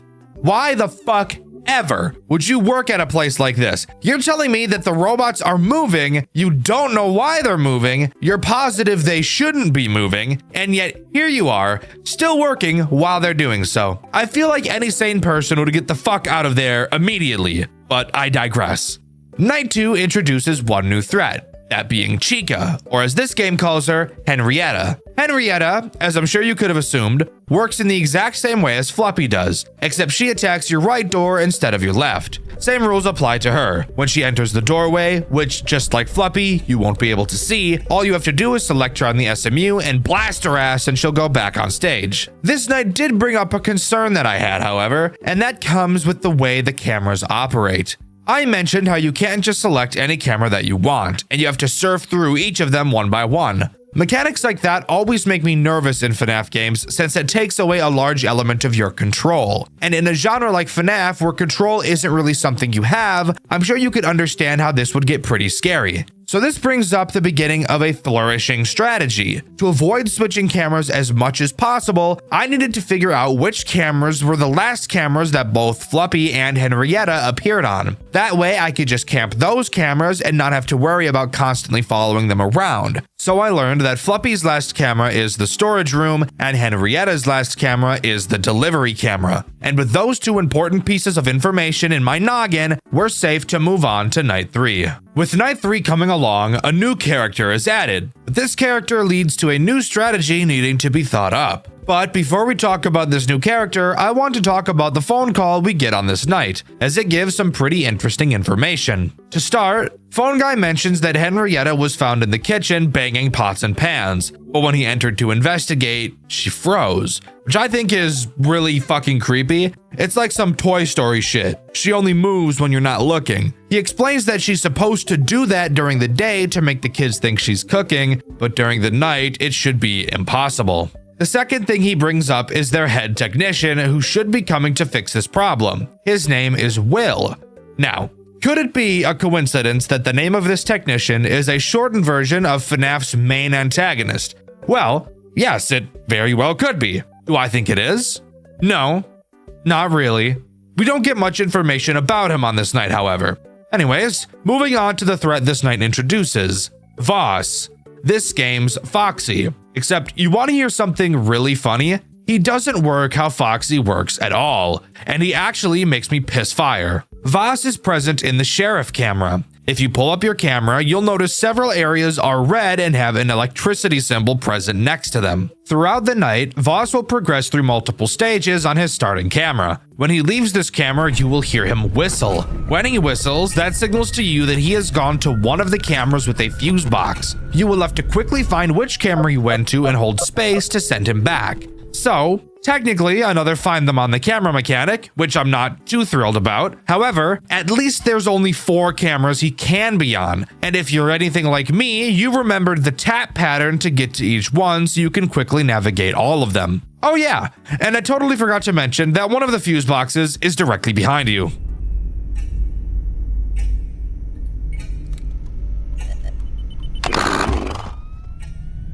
I totally forgot that my office has one of those too. Oh my god. I'm paranoid.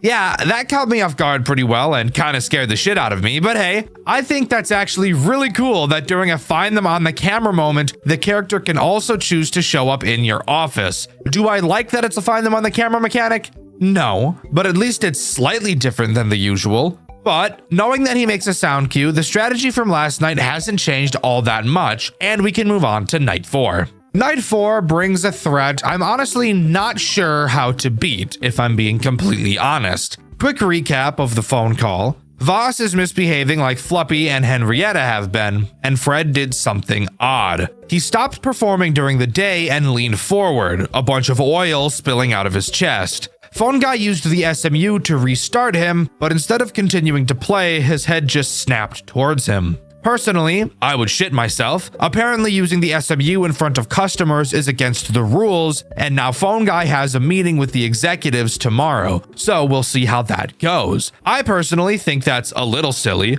What would they prefer he do? Just leave Fred leaning with oil leaking out of him in front of the children so they think he fucking died? What would have been a better choice in these guys' eyes? Anyways, tonight introduces Fred, and like I said, I'm not totally sure how he works. And that will make sense as I talk about him, I promise. Fred will slowly make his way to your office, and he can attack either of your doors. Every time he moves, he laughs, so that's nice. And when he's at your door, he also laughs. So, following him on the cameras is not necessary at all, which I love since there's already a lot in this game. Now, when Fred gets to your door is when I get confused. You can see me live trying to figure out how to deal with him over on my second channel, Dxtr Black. At first, I just tried using the SMU on him, which seemed to work when I did, but then he killed me. The next thing I thought was maybe he's just a close the door on him character, so I tried that, but then this happened. Oh shit, I don't think I'm ever supposed to let him get here. Or maybe I'm supposed to flash him and then hold it shut? Oh boy, come on. Turn 6 a.m. right fucking now. Uh-oh. Please, Chica, be nice. Floppy can't hurt me. That was so gay what I just did right there. So yeah, he'll just pound on the door for the rest of the night. And if you ever let go, you immediately die. So obviously in that clip, I beat the night. And with the way I now write my Dexter White videos, I haven't actually attempted night 5 at the time of writing. But if I had to guess, you have to flash Fred with your SMU, then close the door on him. But I guess I'll get myself confirmation on night 5. All right, night 5. The night I said I'd get confirmation on Fred's mechanic. I actually think writing the way I do bodes great for how shitty this game is at explaining anything. This night is the night I tried flashing Fred with the SMU and then closing the door. Spoiler alert, it did nothing. He still just pounded on the door the entire night. So that brings up the question, how the fuck am I supposed to deal with this guy? Well, I've got one more theory, but before I talk about it, let's talk about this night's phone call. Not much happens in it, but Phone Guy does tell us the meeting with the higher-ups didn't go well, and that he's getting fired. He said someone will be coming to collect his things, but they didn't tell him who. I find that odd because from everything that I know, you collect your things and someone is with you to make sure you don't, steal anything. That's how it went when I got let go from my previous job. So I find it weird that he doesn't even get to do that. He says that the building is closed to the public and explains that the only reason we're still here is because of a safety protocol. Now, I usually wouldn't question an explanation like that. However, Phone Guy laughs and says, "Yeah, right," after saying so. But he doesn't elaborate further. He says tonight is his last and that he'll be fired, so I doubt we'll be hearing from him tomorrow. Now, on to my theory on how Fred works. Throughout this video, you might have been wondering, Dexter, if you didn't know how to deal with Fred, how the hell have you made it this far? And the answer to that question is, I just got really lucky. I got very lucky that Fred only attacked me once on each of the nights he was present. I got very lucky that he only chose to attack near the end of the night. I also got lucky that Fluppy, hands down the most aggressive character in the game, happens to attack the same door that Fred chose to attack, so that while I held it closed for the whole night, Fluppy was unable to get in, and I'm incredibly lucky that both Henrietta and Voss chose not to attack me after Fred had gotten to my door. This is hands down the weirdest situation I've ever had while playing a FNAF game. I've never not understood how a character worked and still have been able to get through the nights with said character active. But anyways, my new theory on how Fred works is a sad one that makes my penis invert like a groundhog. I'm thinking you have to not allow Fred to ever get to your door by using the go back feature on the cameras to constantly push him back. Is this terrible? Yes. But that's exactly why I think that's what this game is going to want me to do. We'll find out on the final night. But I think this shows a great point of how you really need to explain things to your player. I should not be struggling this hard to figure out what a character does. Sure, you could argue that the Phone Guy saying Fred's head snapped towards him when he used the SMU was a hint to not use the SMU on him, which sure, I think that's a bit silly, but we'll roll with it. But even if that was the case, the game explained to me how the other characters worked in detail. Why not Fred? Also, if I can't use the SMU on Fred, then why the hell is it even an option on the SMU unless to hint at the fact that I can use it on him? Maybe I'm just going insane, but I don't think I am. At least give me a death explanation like a lot of FNAF fan games do. I love that shit. Anyways, time for us to move on to the final night. Hopefully it's not too bad. Okay, so night 6. Needless to say, is not even remotely close to what I expected it to be at all. But that's not a bad thing. Kind of. Let me explain. This night begins with us getting another phone call. If you're anything like me, you may be wondering who could be calling us, considering the Phone Guy, whose name is Dan, by the way, I just never mentioned that, was fired. Well, a man by the name of William Afton is calling us. Remember that weird technician named Will I mentioned earlier? Yeah, it wasn't a coincidence like I suspected. William tells us he's been watching us throughout the 5 nights we've been here, and tells us that our run ends tonight. This night serves as a semi-boss fight night, as once the night begins, you'll notice all of the animatronics disappear off of the cameras and are replaced by only William inside of the Spring Bonnie suit. You might be wondering where the rest of the characters went, and here's your answer. You. Hold up.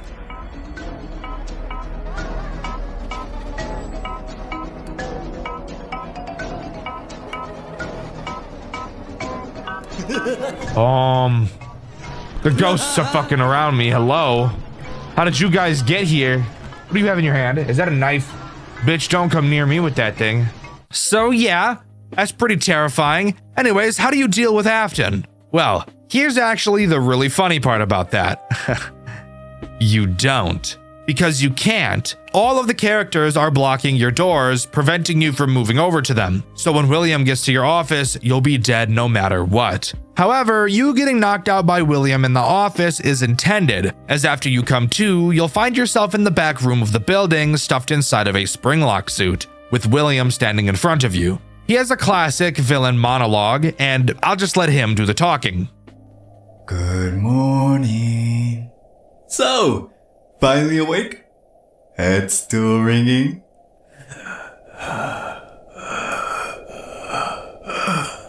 Do you feel that?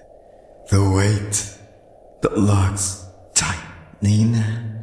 That's the sound of control. Every bolt, every spring. My design. They call me a monster, a murderer.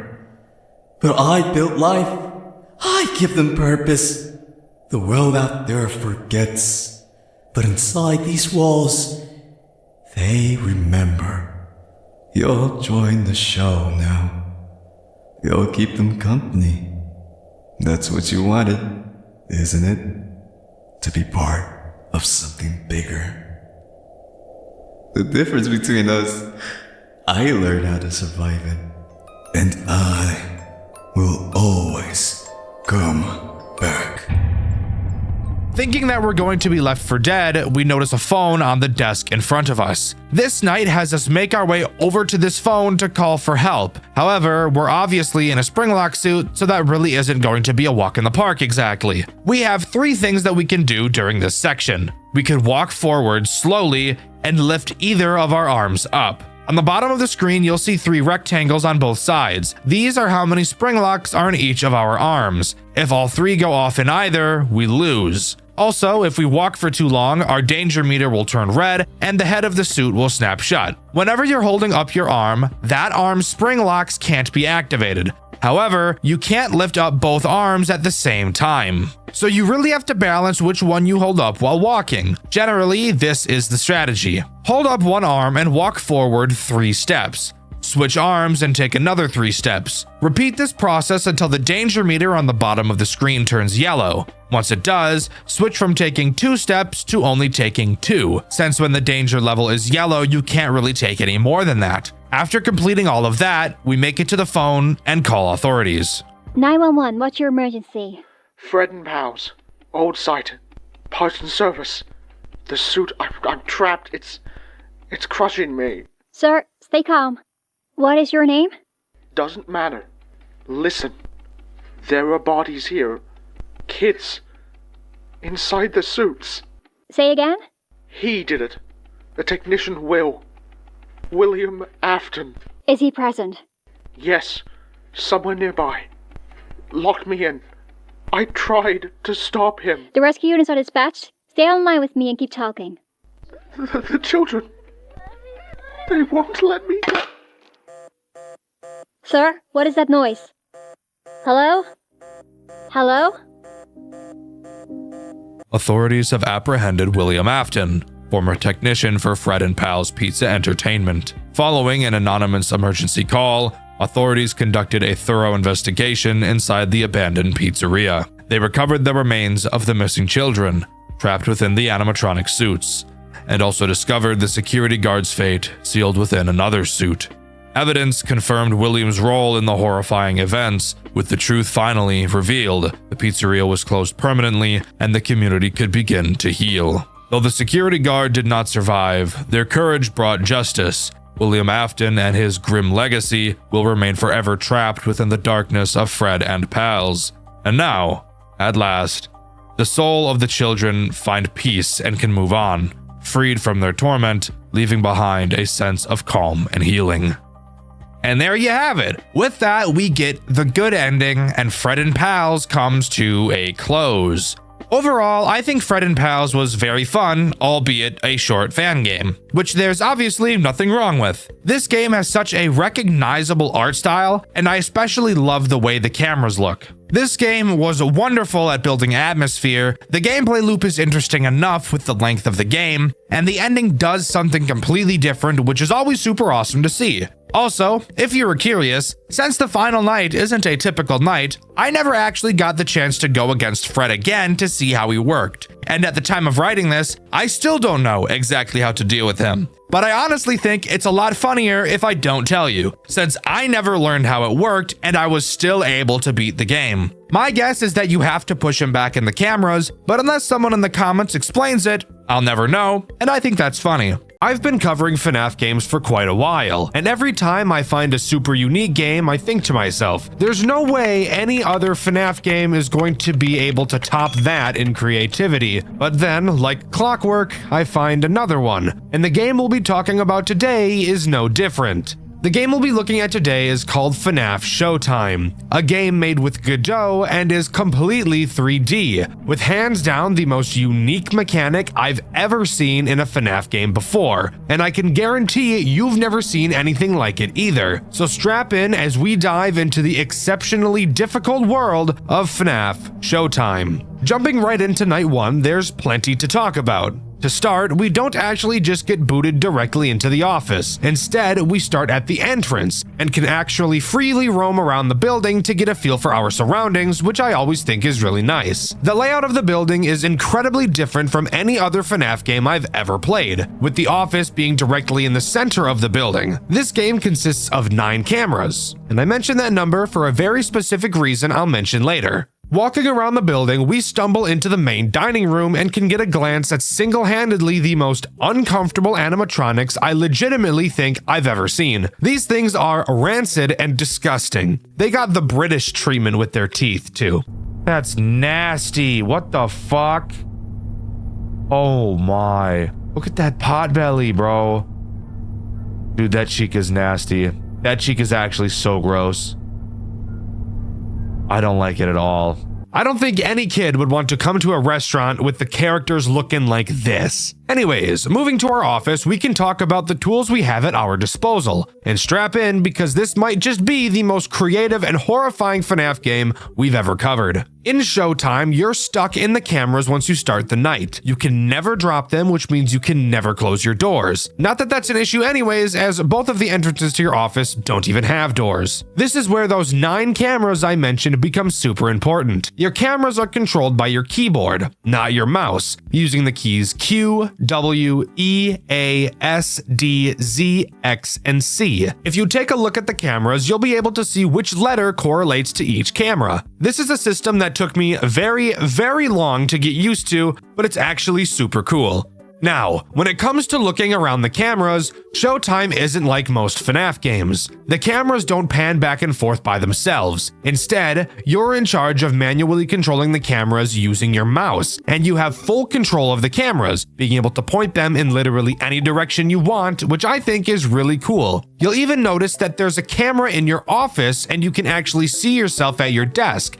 But if we can't leave the cameras and there's no way to close the doors, how are we supposed to defend ourselves from the threats this game introduces? That is an amazing question. But before we answer it, let's talk about the 2 threats this night introduces. Night 1 introduces both Bonnie and Chica. I'm going to be talking about them at the same time since they both behave in the same way. Obviously, their goal is to reach your office, so that's exactly what they'll do. Something I really like about this game is you can always watch them move around the building. They don't have just one static frame for each camera. As this game is a 3D environment, the characters actually do roam around. Now, onto how to defend yourself. Well, your camera is equipped with the ability to reset the animatronics and force them to go back to where they started. And how do you activate this? Well, let's just say I hope you guys have been practicing aim labs because you're gonna need it. By holding left click, you can shoot a signal out of the camera where the crosshair is pointing. If you see Bonnie or Chica anywhere on the map, aim the crosshair at their head and hold down left click. Do this for long enough and a little jingle will play and their eyes will glow yellow, signaling that they will return to their starting location. Is that not like the coolest shit you've ever seen? I've never seen anything like that in a FNAF game before. I love it when fan devs try something new, and I think this one really nailed it, because this makes this game incredibly stressful. And that's for one main reason. You'll notice that there are a bunch of employee-only doors all around the building, and that's for a good reason. If the characters could only come from one area, it'd be way too easy to just camp their spawn points. So, when a character goes into attack mode, they will appear from literally any of the employee doors around the entire map. They can start in the main dining room, they can start in the entrance, the two party rooms, Pirates Cove, the arcade. It doesn't matter. They can come from anywhere, needing you to constantly be monitoring everything and listening for footsteps to see where the characters are going to come from. It is hard to put into words just how cool and creative this mechanic is. Nope. Get the fuck back in there, dude. I want nothing to do with you. This is gonna be fun. This one's gonna be fun, dude. Holy shit. These characters move around a lot, so you will have to be tracking their heads constantly, which I personally think is really fun. And I think it's absolutely terrifying when you hear a character's footsteps, but you can't quite tell which room they're coming from. That mad dash looking around the cameras to try and find them in time really adds to the tension this game builds. Dude, where are they going? I cannot keep track of these guys for shit, dude. And it's only going to get crazier and more difficult as we continue. So let's move on to Night 2. Night 2 only adds one new threat to the game, and that threat is Foxy. Honestly, not that big of a deal when compared to the other characters and their bullshit. Foxy is very simple. He stays in Pirates Cove the entire game. He'll slowly move through different phases before charging at your office. Throughout the night, just make sure you're shooting him to reset his position, and he really shouldn't be an issue at all. No, where the challenge of this game comes into play is Bonnie and Chica, and the awkwardness of aiming and resetting them, as a lot of the time it feels very unresponsive. One of the strategies I came up with was at the start of the night, pointing all of the cameras at every possible place where the animatronics can come from. That way I can watch all 9 of them at once and see which characters come from which doors. And this would be the perfect strategy, except for 2 main problems. Let's start with the smaller issue. But don't get it twisted, it's still a pretty big issue. The characters move very quickly when they're walking. That by itself isn't a problem. What is a problem is the inconsistent amount of time it takes to send the characters back. Sometimes when you shoot them to reset, you only have to hold the mouse down for 3 seconds, and other times you have to hold it for upwards of 8 seconds. This massive inconsistency makes it very difficult to deal with the characters properly. But now onto the much bigger issue, which I admit is partially a skill issue on my end, but it also shows one of the game's flaws. An animatronic can be in a room. No shit. However, if you're looking at a character in a room from a camera that is not in the same room, you will not be able to reset them, even if you can clearly see them and have your crosshair directly on them. I think this is a problem. As mentioned earlier, it can take several seconds to send these characters back. And they're very fast, so they will be switching cameras frequently. And you'll have to match what cameras they're going to constantly, since you can't reset them from the room that the camera isn't in, even if you see them. The part where this is a skill issue is, I haven't been able to learn the map perfectly, to know off the top of my head how all of the rooms are attached. When you control the direction of each camera, and there's 9 of them, it will very, very quickly become incredibly disorienting to even figure out which area of the building you're in, let alone track 2 characters that are constantly walking around all the time. Again, this specific part is a skill issue for sure, but I do think my previous point is an actual problem. Hey, got my fucking aimbot on, bro. What the fuck? This is cheating. Bonnie's cheating. The fuck, where is he? Oh shit. Dude. Where the fuck is he? What the fuck? Dude, where the fuck was he? I could not find his ass. The fuck he go to, bitch? But with that out of the way, let's move on to Night 3. Night 3 is actually a doozy, guys, I can't lie. While no new threat is introduced, an entire new mechanic is implemented that makes this game extraordinarily harder than you could ever imagine. What is that mechanic, you ask? Well, let me tell you, pretty much Satan. Now, at specific times throughout the night, all of the lights to the building will be turned off for at least 1 in-game hour, sometimes longer, making it incredibly fucking difficult to see anything. So difficult that through my playthrough, which you can see over on my second channel, Dxtr Black, I actually had to change my graphics settings to make it easier for me to see, because there's no way in hell I would have completed this otherwise.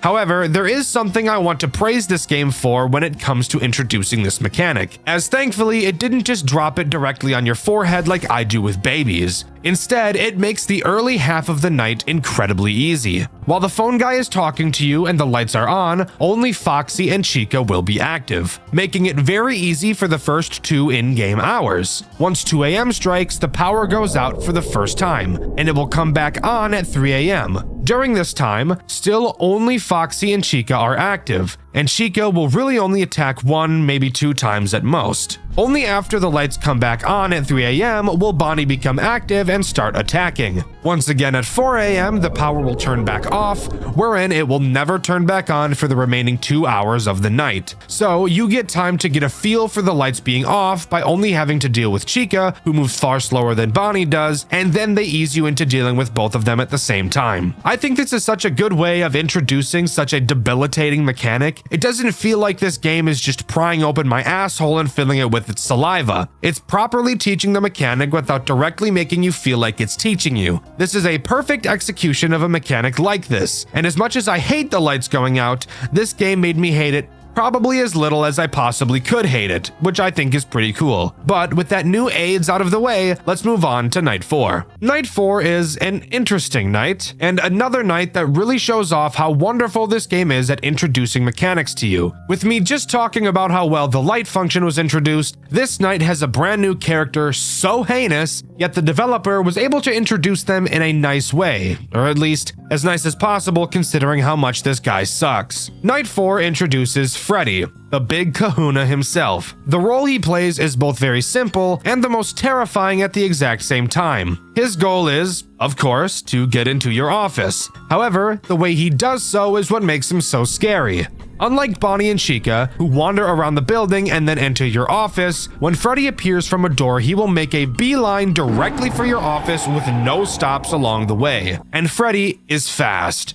Very, very fast. Freddy's music will start playing during the times he can attack. During the music, you'll hear him laugh. When he does laugh, that's how you'll know when he's about to open a door. So you'd better drop everything you're doing to focus on him, because once he exits one of the doors, you have approximately 6 seconds to deal with him before he starts digging in your butt. Now, I mentioned they introduced Freddy very nicely. How exactly did they do that? Well, Freddy activates while the lights are off on this night, so that's not very kind. However, during this Freddy attack section, both Bonnie and Chica will not be moving around, so this entire moment is spent focusing on Freddy as you understand how he works. Again, another beautiful execution of a mechanic like this. I dislike when FNAF games introduce a mechanic while everything else is happening with no explanation of how the character works. I think having the player figure it out on their own can be a good thing, but not while everything else is happening at the same time. Wonderful integration, but it makes me very scared for Night 5. Speaking of, let's move on to that. Night 5 overall doesn't add anything new. In general, it's just a much harder version of Night 4, and I'll explain why. Remember how I said that this game did a really good job of teaching the Freddy mechanic? Yeah, well on Night 5, let's just say they're not so nice. There are 2 blackouts on Night 5. The first is very kind. It lasts 60 seconds and consists only of Freddy, just like Night 4. That made me think for a moment, just a moment, this game was about to be very kind. But boy, was I wrong. The second blackout happens at 5 a.m. and runs throughout the final hour. During this final blackout, all 4 of the characters are active, and it's by far the most stressful section this game has ever had. I was skilled and based enough to beat it on my second attempt, but that's only because I'm literally the hunky chiseled god. 2 additional things to talk about on this night. The first is that it reveals another Freddy mechanic. That being, he can attack while the lights aren't out as well, except there is a big difference. Something you'll notice about Bonnie and Chica is that Bonnie is significantly faster than Chica is. During the lights out sections, Freddy will be Bonnie's speed, which is why he's so scary. But while the lights are on, Freddy will move at Chica's speed, still making him a big threat since he goes right for your office, but also makes him easier to deal with. The last thing I want to talk about before we continue is Golden Freddy. During my playthrough of Night 5, which you can see over on my second channel, Dxtr Black, I actually had Golden Freddy appear. He appears in your office, and I didn't dare look at him with the office camera, but you can see I was looking at him through one of the party rooms. But with that, that's all Night 5 has to offer. I assumed there would be some form of cutscene after completing it, but no. I was not so lucky. Instead, we're just thrown right into Night 6, where I'm sure we'll have just a perfect happy-go-lucky time. So turns out it wasn't actually a Night 6. Upon walking to your desk to start the night, you're greeted to the extra screen where you can play any of the previous nights again, do a custom night, a real-time night, and do 5 unique challenges. So as far as we're concerned, that's all FNAF Showtime has to offer. I'm just kidding. Of course we're going to talk about the challenge modes. So let's quickly go over the first and most boring one of them all, Blackout. As the name suggests, the entire night has the power out. So say hello to Usain Bolt Freddy pile driving your rear from the back for the entire night. Not a very interesting challenge mode, but definitely a challenge mode nonetheless. The next challenge is called Find the Cupcakes, my personal favorite challenge mode, and you'll never guess what it is we have to do on this night. Throughout the cameras, 10 cupcakes will be hidden. All you have to do is find each of them and reset them to collect them. The only threat active on this night is Chica, which makes sense since it is her cupcake, but I do feel it makes this challenge far too easy. I think having all the characters active but at lower AI values would make this challenge much more interesting. This next challenge we're going to talk about is very, very evil. Like, think of the most evil thing you could possibly imagine, right? Think about it. Think of its shadow, right? Start with like a shadow, just got like a shadow ball, and now mold that shadow.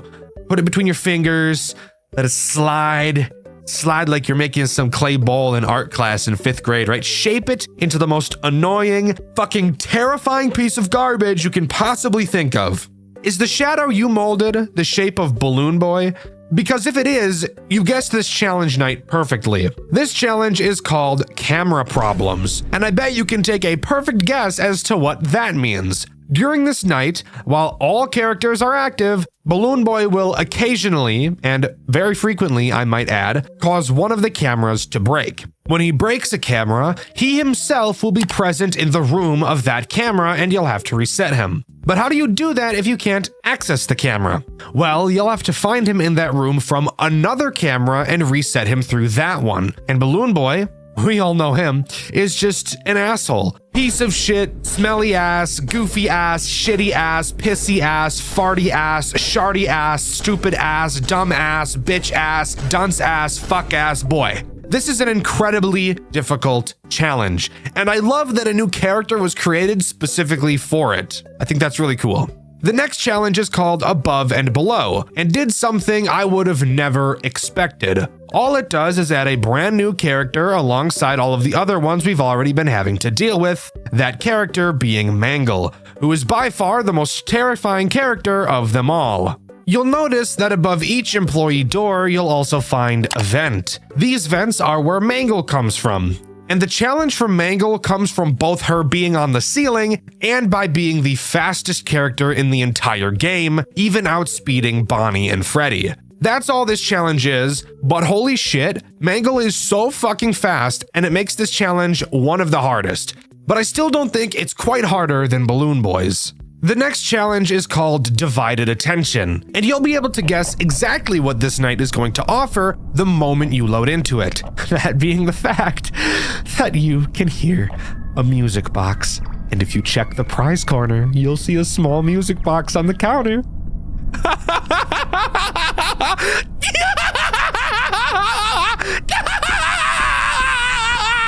That's right!